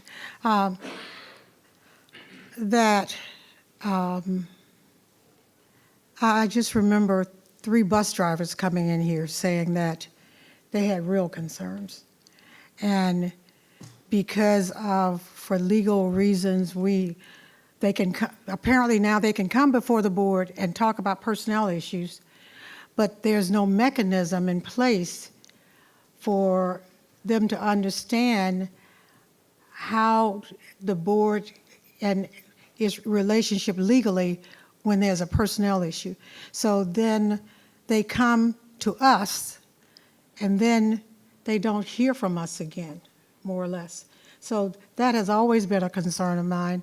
The situation that we've had says to me that there are some real concerns out there, and we need to find a mechanism, some way of being heard. And I think I sent a note to Ms. Satterwhite, and being a principal, I know that in the summer you get out of town. And the teachers are out of that building as soon as that little checklist is made, and you don't see them again until August, and when they come back, they really they want to open school, they don't want to talk to anyone. So I wasn't sure that this was perhaps the best way to do it, but I do think that somehow we need to find a way for the concerns to be heard, and that we are listening to them. So that's my concern. Thank you. Thank you, Mr. Chairman. Could you read your substitute motion again, please? Is this going to be put up on the screen, by the way, Debbie? Are you typing it in? I typed it in. I can put it up as, to show you, like, we're going to take a vote. You want me to just throw it up there? Well, if that would be easier for the board, but I'll read it again.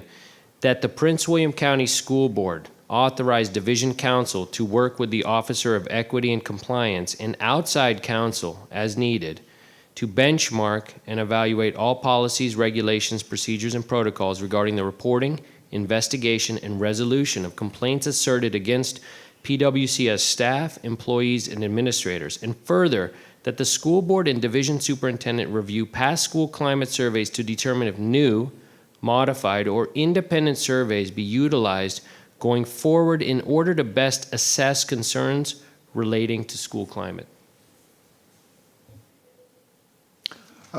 Okay, so. Okay, I heard that. I appreciate that. Thank you. Thank you, Ms. Urban. I'm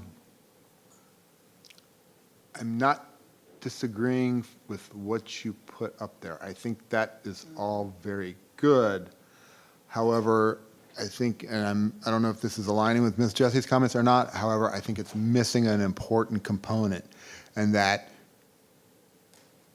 putting myself on the opposite side of the equation, I can really easily say, oh, okay, they're hiding behind the bureaucracy again. So, like I said, while I like all this, it's a different aspect. I would certainly be willing to concatenate the two and do that. I think part of this, like I said, this is all good, but I think a part of this is one of the foundational issues is what we're trying to do is rebuild trust and rebuild some of those trust relationships. And at some point, you got to just get out there and talk to the people. And sometimes they say things that you don't like, and sometimes they chew your face off, and I get that. Had it done plenty of times. But at some point, it's important just to go out there and talk, because this isn't just about going out and talking to staff and teachers. This is about the community as well. So I do agree with Ms. Jessie. I don't know that the summertime is an effective time to do it. I would be more than happy to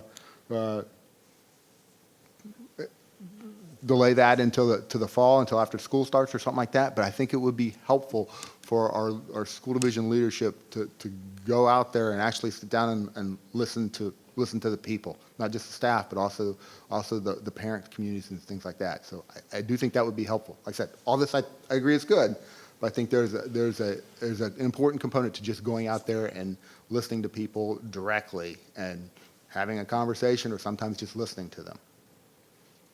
So I'll respond. We just witnessed a fantastic review of the special ed system, and, we had some chats about, many folks said that they uncovered a lot of things that were talked about in the past. And so I think putting things on paper is important. I don't believe this is hiding behind the bureaucracy. I believe that this is the proper way. I think you use audit, you use review, you use the tools that our institutions, the strength of our institutions are built on these things that make the democracy strong, the ability to have checks and balances.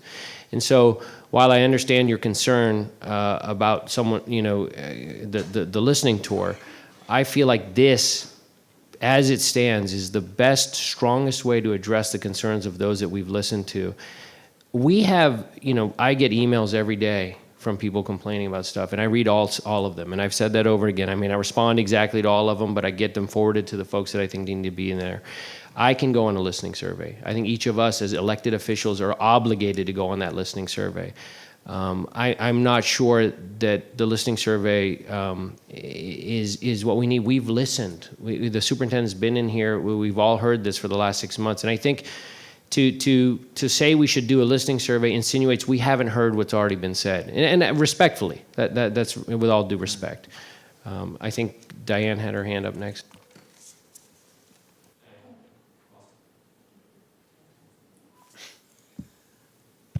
I think you said almost everything I wanted to say. I think that one of the problems is, one of these days, something has to give with an East and a West conversation.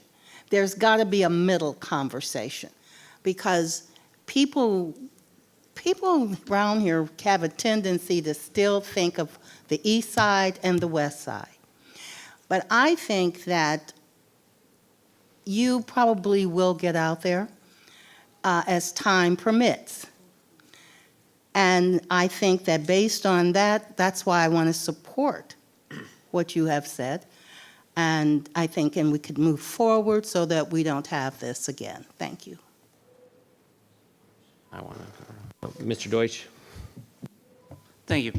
So echoing some of the things that have already been stated, I think what brings us to where we are right now is that trust has largely been broken.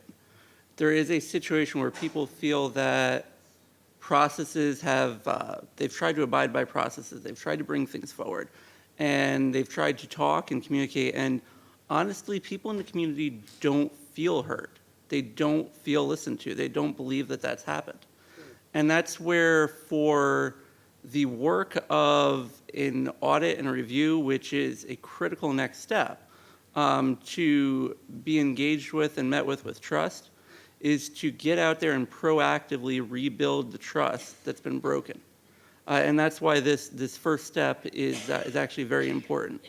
I think, especially to just do the second proposed motion on its own, there's going to be a level of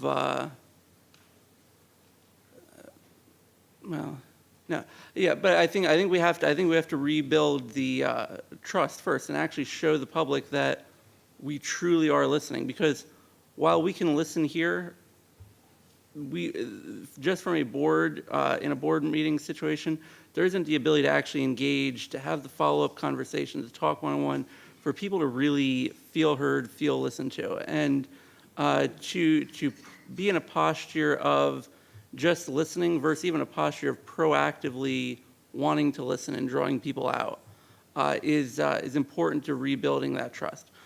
So I'm going to offer a further substitute motion that we actually put both of these together, because I think both of these together would be a huge improvement. But putting together, striking the word summer. And so it would have Ms. Satterwhite's first motion, and then followed with and further, and Mr. Lateef's motion with the word summer struck. And I think the clerk's has all of these words. But I think if we do both of these things together, we could kill two birds with one stone, because I think we'd have to come back around to this next item if we were to pass this first item. And we could make a holistic and unified step to be proactive on this front tonight. So, point of order, are you making a motion? Yeah, I'm making do you have the language for the motion? Yeah, I'm making a substitute motion. Okay. And like I said, I think the clerk's got all the language because it's just mixing the two and striking the word summer. Could I just say Hold on, something do I have a before you second do? on his motion? I'll second that, Mr. Chairman. Okay, I need discussion on we're discussing Willie Deutsch's amendment to my amendment. Okay. Yeah, I'll Can just adding, I think this would enable us to bring both of these concepts together. Yeah, I got Ms. Lori Williams up next. I have a question in regards to the legality of our superintendent in a summer listening tour.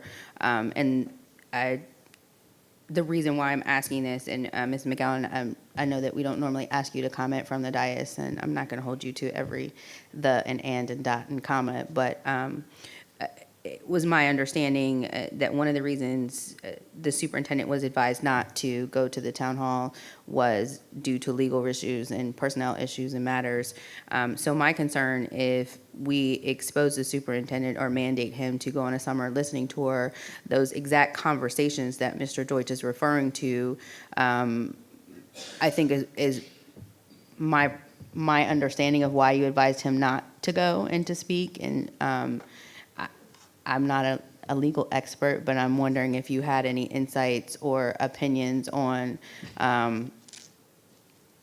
direction to the board, because that is a concern. Like I mentioned before, the superintendent is often the end for personnel matters before it comes to us. And I think individually we all go out and maybe listen to our constituent base, but I think it's different when we send the superintendent, and I just want to make sure that we're not doing anything to dig ourselves a hole or exposing the superintendent to anything that could get him or the division in any legal jeopardy down the road. Let the lawyer.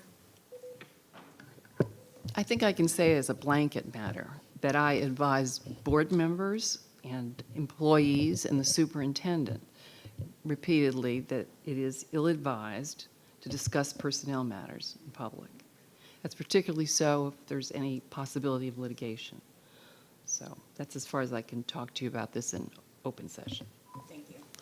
So I think we'll call for a vote on Willie's motion, which is the combined motion. I will not support this motion, so we will ask for a vote on this motion. Do I have a second? Oh, I don't think I need a second on the, okay. We'll make a vote on this motion, and as I said, I will not support this motion. So, we've had the discussion.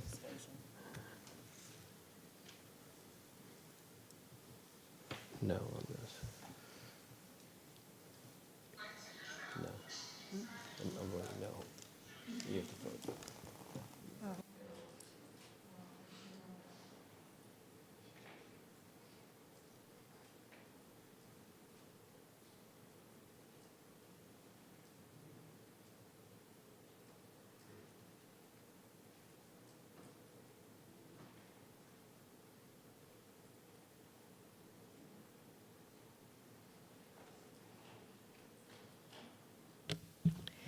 The vote is 3 yes, Deutsch, Satterwhite, and Trenum, 5 no, Lateef, Jesse, Ralston, Wilk, and Williams. Motion failed. So I will go back to my motion, the clean resolution, which will read as the original substitute motion, that the Prince William County School Board authorize Division Counsel to work with the Office of Equity and Compliance and outside counsel as needed to benchmark and evaluate all policies, regulations, procedures, and protocols regarding the reporting, investigation, and resolution of complaints asserted against PWCS staff, employees, and administrators, and further that the school board and division superintendent review past school climate surveys to determine if new, modified, or independent surveys be utilized going forward in order to best assess concerns relating to school climate. We'll take a vote on that motion. Mr. Chairman, Mr. Deutsch. Speaking of the motion, I just want to speak to the motion real quick. Look, He called it, I'm sorry, point of order, but he called for a vote. all right, well, I'm asking to speak. I'll give you one. All right, I will be briefer than most.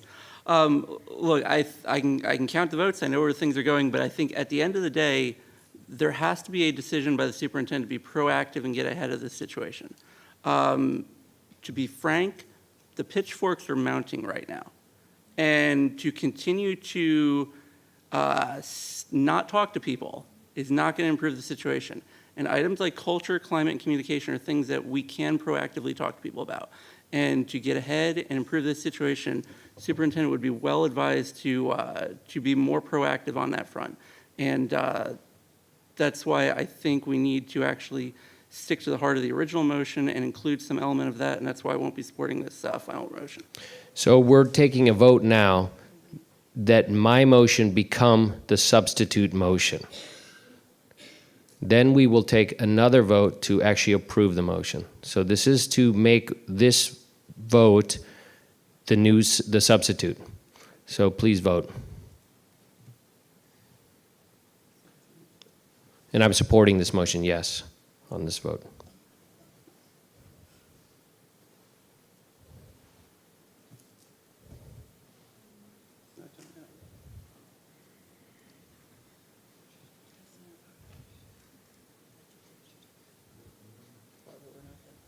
Yeah, I know. I'm not, Debbie, it hasn't come up for a vote yet. It didn't come up on our computers. Ms. Ralston.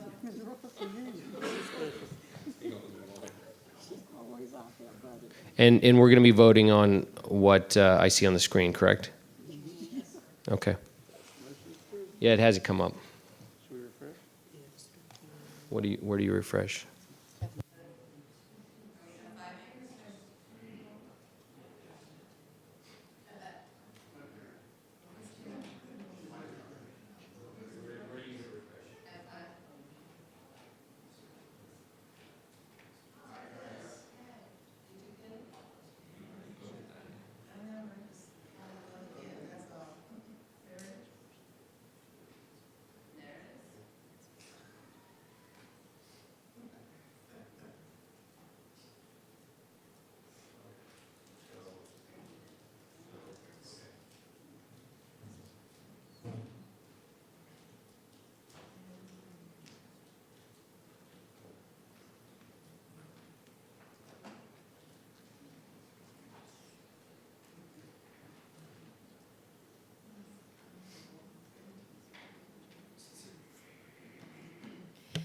The vote is 5 yes. Lateef, Jesse, Ralston, Wilk, and Williams. 3 no. Deutsch, Satterwhite, and Trenum. Motion passed.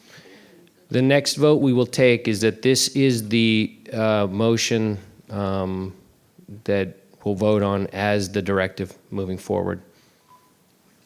Question, Gil? Just no discussion? I mean, if you have a question? No, I was just going to point out that I echo some of what Mr. Deutsch said just a few minutes ago. I'm going to support this motion because I think there's very good stuff in here, but I do think it's missing an important component, and I would encourage the superintendent that he may want to consider doing something because, like I said, this is all about building trust. Justin Wilk. Yeah, and a couple things I want to say. You know, I have long heard from teachers things about needing independent oversight and looking at this stuff, especially when it comes to the district climate survey. You can go back 2 years ago when this first came up, and I said teachers want to feel like it's an actual independent person doing it and collecting this information. This is what this is setting up, and the ball is doing, and the ball is rolling here for actionable items. I'm not going to go against legal advice and send my superintendent into town halls. It is incumbent on us as school board members to have our own town halls. Mr. Deutsch, in the spirit of it, you're having one soon. I think that's a great thing. I had 2 this year. Ms. Satterwhite has had numbers. People have had numbers of them. We are the ones holding the superintendent accountable, and that is something for us to handle and discuss in the next coming weeks, months, or what have you. But I believe we now, as a board, are taking action and moving forward with this motion, which I am going to support. I just want to reiterate what Mr. Wilk said, and also express that, I think we often forget that we don't all speak for everyone. So just because maybe in my district or somebody else's district there's an issue, it's not always district-wide. And with this particular case, it has been a problem for years, the people not feeling heard, not because they don't have avenues to express themselves. It's because what happens after you make that expression is where the disconnect is. And that has been a repeated theme for a very long time. And I appreciate our chairman for being able to come up with an action that is directly under our derivative as a school board and what we should be doing to solve this issue, or to at least take a stab at it. To say that the trust is broken, I think is overly dramatic, because it's not every single, I'm sorry, it's just really upsetting to me, because when we say these things as board members, the public hears us and thinks it's everybody. And it's not everybody. Not every single teacher is upset. It doesn't mean that there aren't teachers that are upset.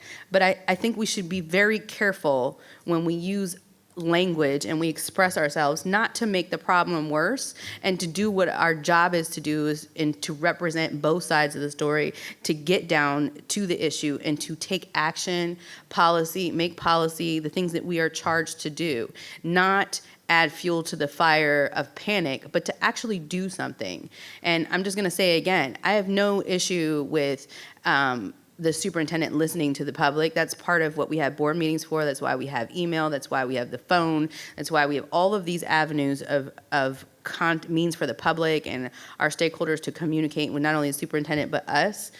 It's just really important that once they do that, there's a way for them to know that they have been heard and that there's a way for us as a board to be able to respond and to take action. And that's why I like this motion and I'm going to support it. Thank you. So I'm going to, Ms. Satterwhite. Thank you, Mr. Chairman. As Mr. Deutsch, as Mr. Trenum said, I see this as only part of the equation. I will support it because there are good things here. The part about surveys is something that was specifically brought up many times recently by teachers, and that's something that's a concern. I think we do need to address that. But as Mr. Deutsch has said, this is something that having the superintendent go out and talk to people, I think, is something that needs to be proactive. There are a lot of very serious concerns. We're not talking about just my district. I've heard from people all around the division, and there are concerns about culture. And listening to people, there's nothing wrong with that. You don't have to get into a personnel discussion when you're listening to people. And you can set parameters so that it doesn't get into specifics on personnel. I'm very concerned that this board is being short-sighted and not looking at the full equation and the full problem. And I'm concerned that you're not really listening to what people are saying out there. It's one thing for all of us to go out and talk to people, but Dr. Waltz leads the day-to-day operations of the school division. And that's what I'm concerned about right now, because there are people who work for our division who are not happy. There are parents who send their kids to our division right now who aren't happy. And no, it's not everybody, but there are a significant number of people who've expressed dissatisfaction recently. No, it might not be in the surveys because there are people who don't like our surveys. And that's something to look at. But I feel it's really important. I feel it's very important. And just like always, too, I encourage people to come to school board meetings and speak out. That's what I did as a parent when I was concerned about something. And I asked them to please be respectful when they come in.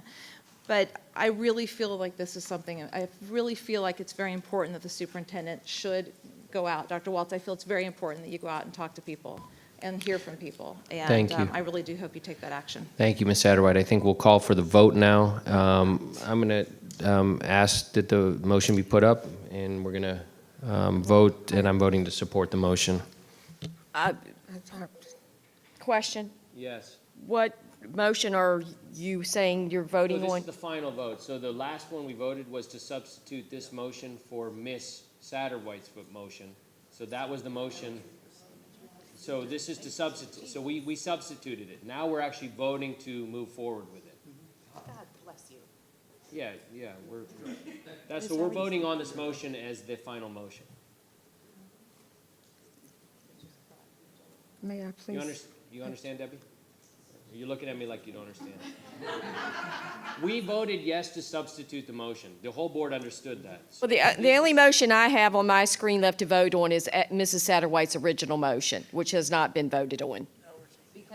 We substituted Because we that. substituted. So Right, and that motion has already been voted on. This now becomes, in a sense, Ms. Satterwhite's motion. Not really, but, it substitutes for that. Her language is gone. This is the language that's there. This will be the motion we're voting on. May I please have an opportunity? Debbie, the motion that's on the screen is the correct motion. It's now the main motion. It's now the main motion. Thank you, Ms. I'm going to give Ms. Jessie a moment. Just Right, but I'm going to have to recreate it to make it the main motion now. go ahead. Okay. I'm going to allow Ms. Jessie to say a word. Well, I'm going to vote for the motion. However, I do think if there are people who really want to have the voice of the ear of the superintendent, I think that Dr. Waltz is smart enough and will figure a way to hear what's going on. I was a principal, and when I started hearing rumblings of people being unhappy, I found a way of, if it was a personnel matter even, I found a way of going out and talking to people and getting a sense of, I think it is important to know if it's a lot of people or whatever, and I think the surveys will give us that. But I do think that in your visits or somehow that I think he should have I don't think we should direct him to do, I think we hired him because he's a smart man. And I think he would want to know, and I think he could find ways on your own to go out and listen. Am I correct about that? Thank you. Well, Okay. Thank you, Ms. Jessie. I think we will now call for the vote on this motion as you see on the screen. I'm supporting this motion.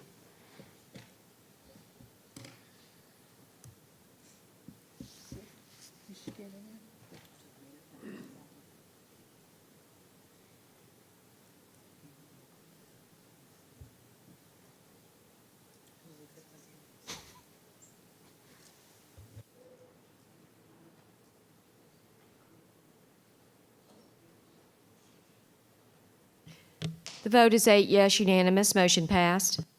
Thank you. We'll move on to board matters now. We will go to the board. I guess I started on that side last time. How about we start on this side with Mr. Deutsch of the Coles District.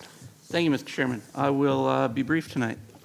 I have there's going to be a town hall that I'm hosting next Thursday, March 24th, 7 o'clock at Benton Middle School. It's going to be in the Crowell room, which is a really nice room for it. Everyone's welcome. Look forward to hearing thoughts about school board, school division, how we can keep working together, new ideas, and how we can keep improving things. So if anyone has thoughts, look forward to coming on out, and we will be giving an update and hearing from people. Also, one of the we heard from the Safe Schools Advisory Committee earlier on, and on a related note, earlier in, I guess it was last week, we went ahead and myself and I believe Mr. Wilk were at a presentation about gangs in the school division, and it was a very, very informative presentation about both the legal concerns around gangs and what the legal parameters are, but also the culture and what attracts young people to join gangs and what can be done to help and draw young people out of those situations. And it was a very helpful situation. There's going to be, and it was led by both one of our SROs, who's actually been a leader in gang prevention in that task force, and he was very informative, as well as the Assistant Commonwealth's Attorney, and we got a very thorough review. On that note, this week is Police Awareness Week, and I wanted to give a shout out again as well to our SROs and the police officers in the county for the incredible work that they do for our community. And then as a follow-up, Durrani's will be hosting on the second Wednesdays of every month, continuing community discussions on topics that are related to things that we all are very interested in, human trafficking, mental health, bullying, suicide awareness. And those community discussions are very important. Thank you so much. Thanks, Mr. Deutsch. That was less than 3 minutes. Let's see if we can beat that. Maybe, maybe not. Da-da-da-da.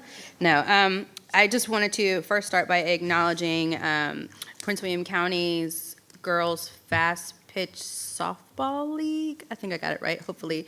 I neglected to mention them previously. They invited me out for their opening day, and I, as we all know, I'm not a sports person, but they allowed me to throw out the pitch, which I'm still pretty excited about. And I just wanted to give them a shout out and say thank you, first for exposing me to the world of fast pitch softball and for the opportunity, and also to Parks and Rec, who were represented there as well. They opened the season at the field behind Waterworks in Dale City. So that was very, very cool.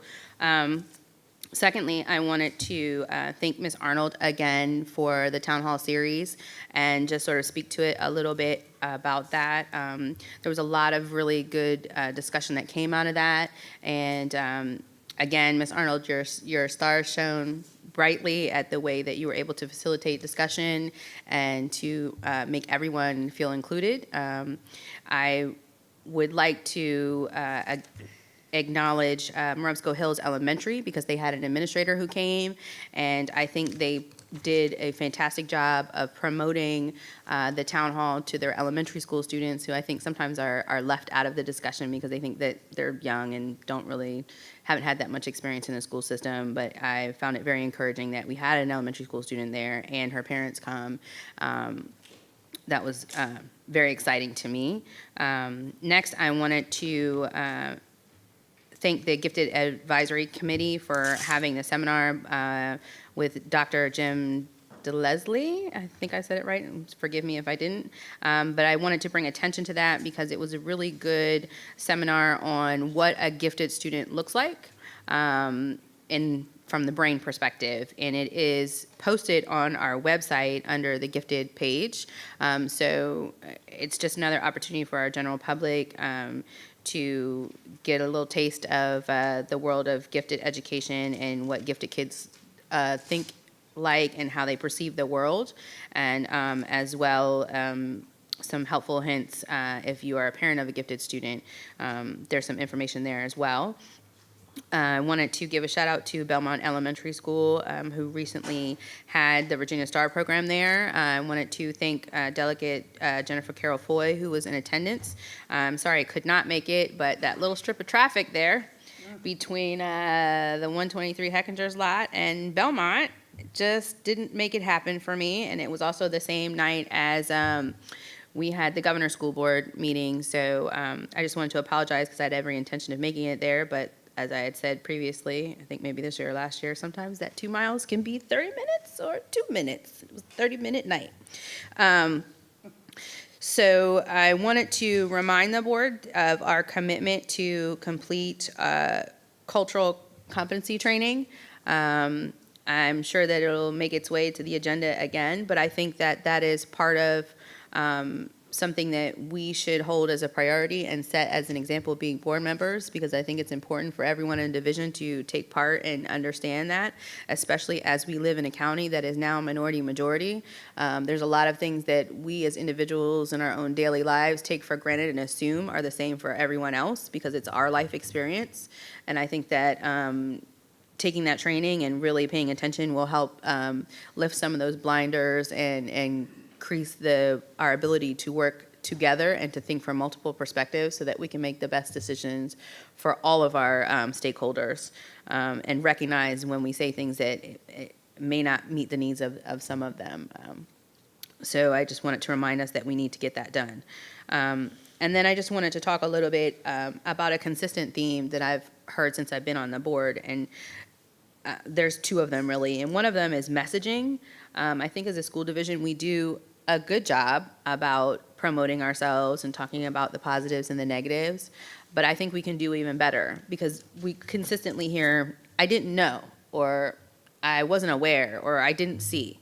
And I am the first one to say I do not have all the answers, but I think we can put our heads together and come up with a better way to use technology or engage maybe our students who are at the forefront of technology and information and getting things out there. I mean, I just think we can continue to work on trying new methods to make sure that everyone knows what's going on to the best of our ability. I know we can't make people read or pay attention, but I think that that's really important because it's something that continuously comes back to us.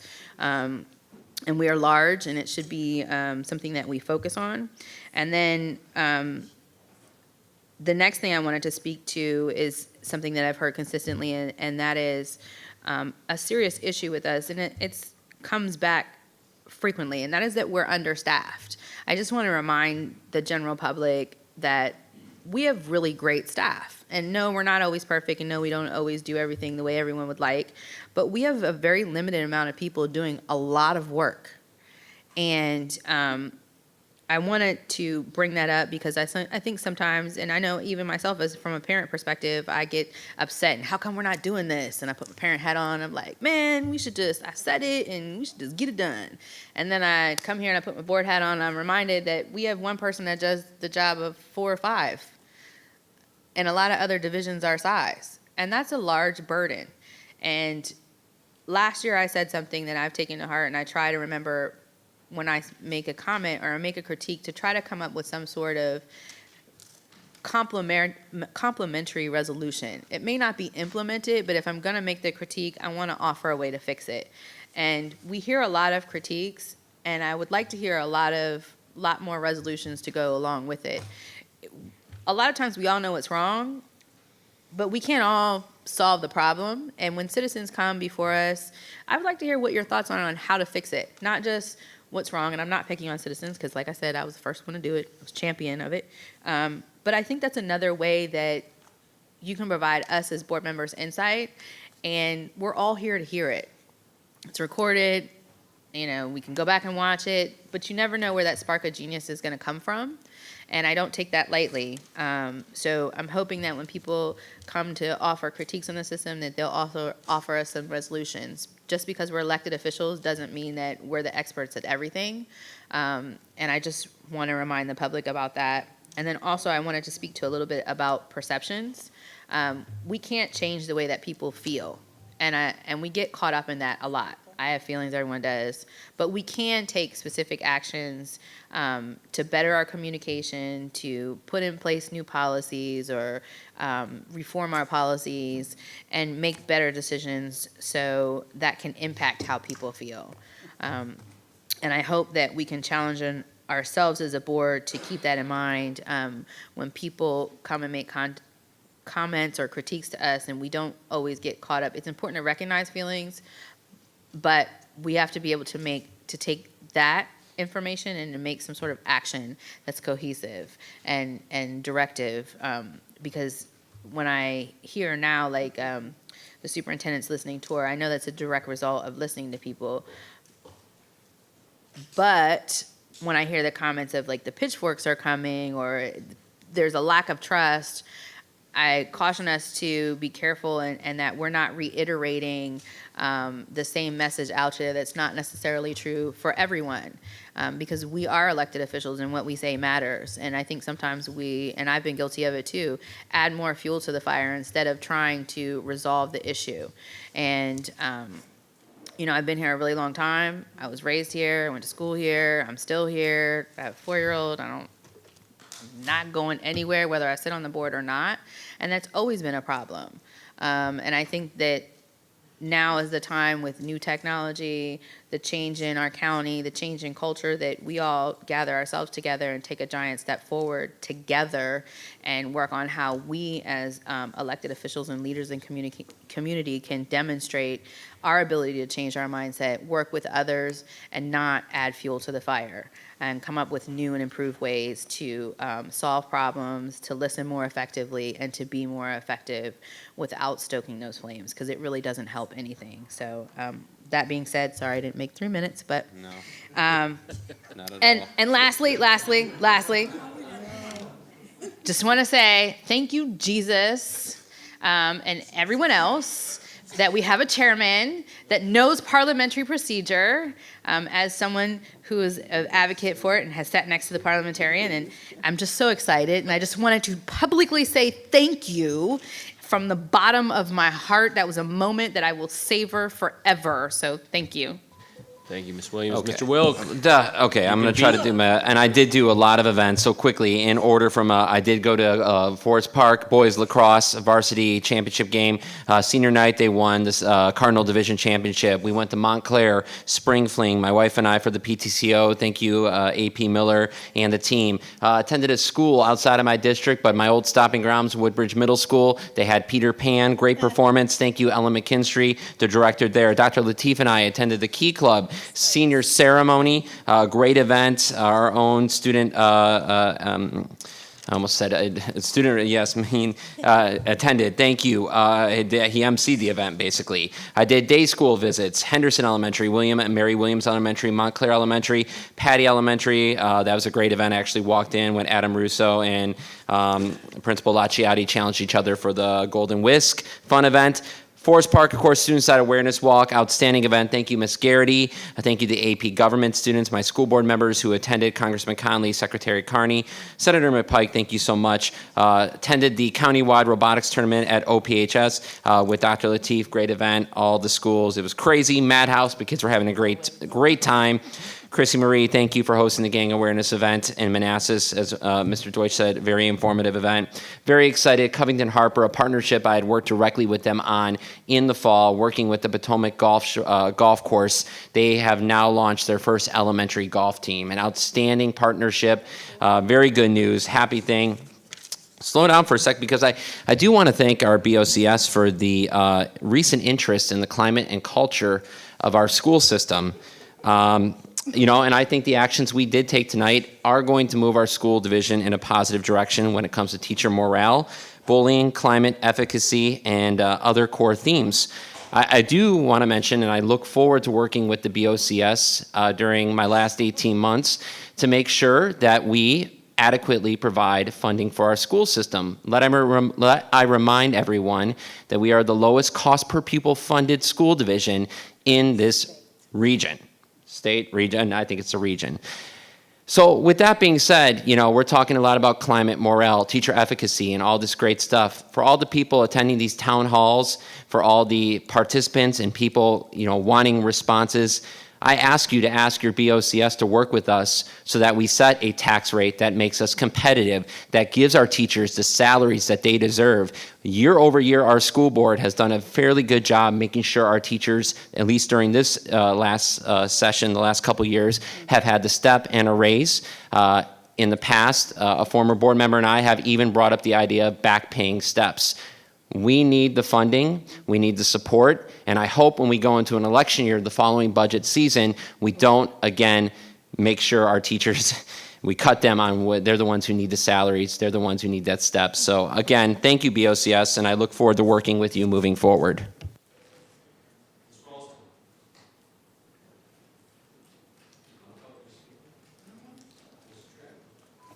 Thank you, Mr. Chairman. In accordance with our earlier conversation, I'm yielding my time to the Stonewall High School junior class officers.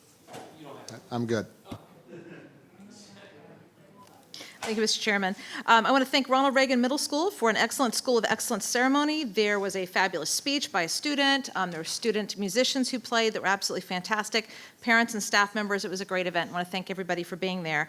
And also want to welcome Mr. Joe Murgo, who will be our new principal of Ronald Reagan Middle School effective July 1st. We're very excited to be welcoming him. I'll mention Stonewall Jackson High School, Mr. Trenum. I was able to attend the Battle for the Badges Friday night at Stonewall Jackson High School. It was a student-planned, student-led event sponsored by the students in the Chick-fil-A Leadership Academy, and they raised approximately $3,000 to be split between a fire department and police department charity. There were basketball teams from the fire department and police department who played student basketball teams and staff basketball teams. It was a great family event, lots of fun. I also want to thank Mr. Jeremy Smith with the Chick-fil-A and Sudley Manor Drive for sponsoring the Chick-fil-A Leadership Academy at Stonewall Jackson High School this year and next year.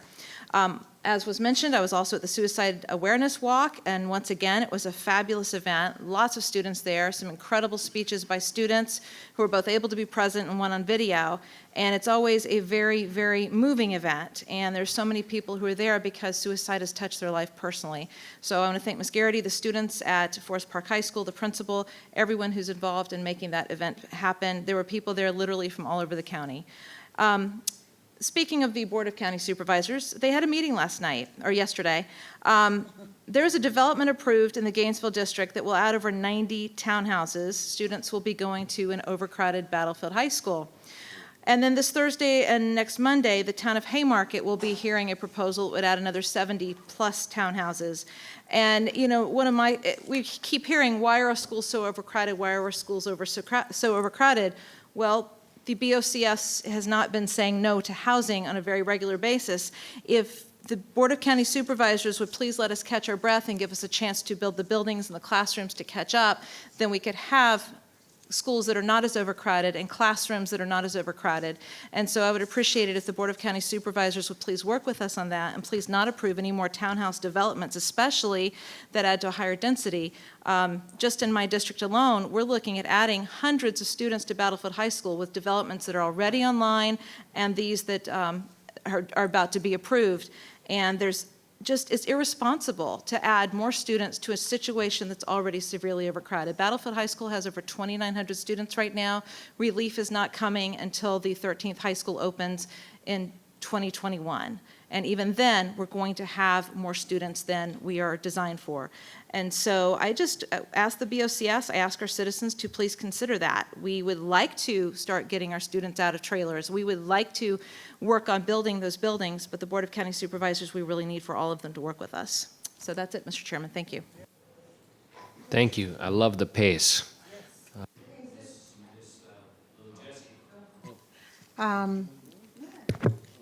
I wanted to, first of all, congratulate Mr. Wilkes, and, I attended the suicide walk, but the work and effort that has been put into that, and so I want to say thank you for that. I also attended the roundtable with Senator Kane and Jennifer Rome, I'm sorry, I think I've missed Janet, yeah, Rome, and that was, and also our representative on the board was there also, and so it was a very interesting conversation at Manassas Park High School. The big event for me was today. We had probably 150 to 175 people in that room to talk about closing the gap. And that's one of our initiatives that we said was an initiative. And I'm sorry that it had to be done during the day when it wasn't convenient for a lot of people. And it was in May because Dr. Muhammad did this as a favor and virtually charged the school system little or nothing because he is very well known, as you could see, and did a fabulous job. But I want to thank a couple of people who made it possible. And first of all, I just want to thank the professional development, Rita Goss and her staff, Christy Taylor, and the love of my life is Rosa LaRocca. Am I correct?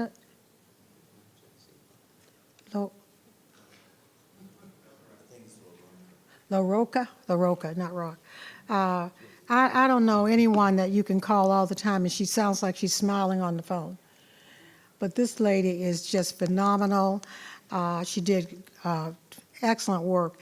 I want to thank Mr. Kavitz and his staff for helping me. And I also want to thank Keith Emon, who said, when I learned that I could get him, who said to me, Lily, you don't want to do this by yourself. We can help you. And you did. The food, everything. I want to thank Sparks for providing the luncheon and also the breakfast. We say that we're interested in closing the gap. There were 150 or 75 people, 175 people. When you start to read the community, read the room. These people are there because they're concerned about the gap. And I was able to get enough for these people to listen. And some of the people that were there, of course, there were building administrators, central office staff, school board members, people from other school divisions. The main thing was that there were church pastors there and members of their congregation, because these are the people who have all these tutoring programs. There were fraternities and sororities there. This closing the gap is something that we really, as a board, all of us, need to look at, because closing the gap, as Dr. Muhammad said, is not about closing the gap with the kids who are in remediation. It's the kids who are in those, most of us who are middle-class parents have these kids who come to school with the language, and they're up here, but they need to be up here. And when we close the gap for those kids, we're closing the gap for everyone. So I just want to thank you.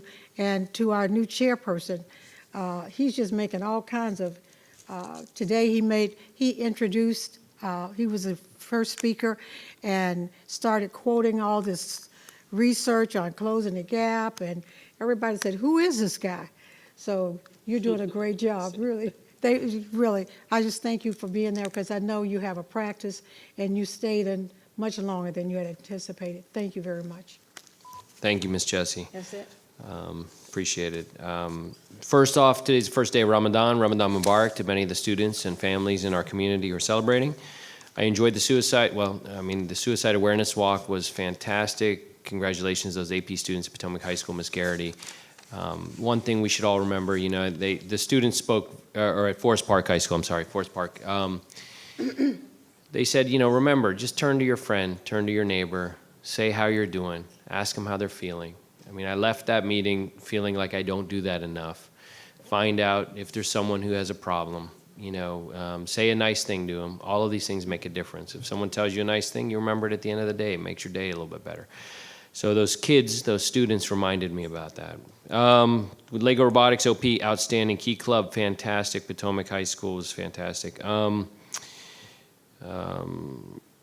excited. I've been talking to principals, teachers. SOLs are going well. So that continues as we're halfway through the SOL season and some schools finishing.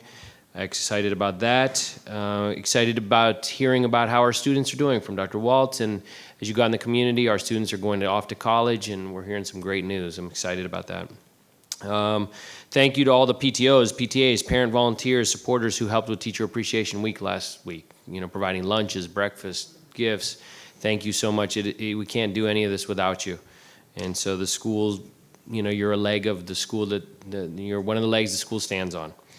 And last, my favorite, one of my favorite parts of this meeting, well, two last, I'll say. One of my favorite parts of this meeting is the student comments from Kate Arnold and Maheen. I really look forward to that every time. That is probably one of my most enjoyable aspects of my first two meetings, so thank you for that. I'm excited about your futures as well. And Ms. Jessie, today's conference was outstanding. I learned a lot. I learned that I don't know enough and that I have a lot more to learn. So I appreciate it. And I think this brings this meeting to a close. Meeting adjourned. Thank you.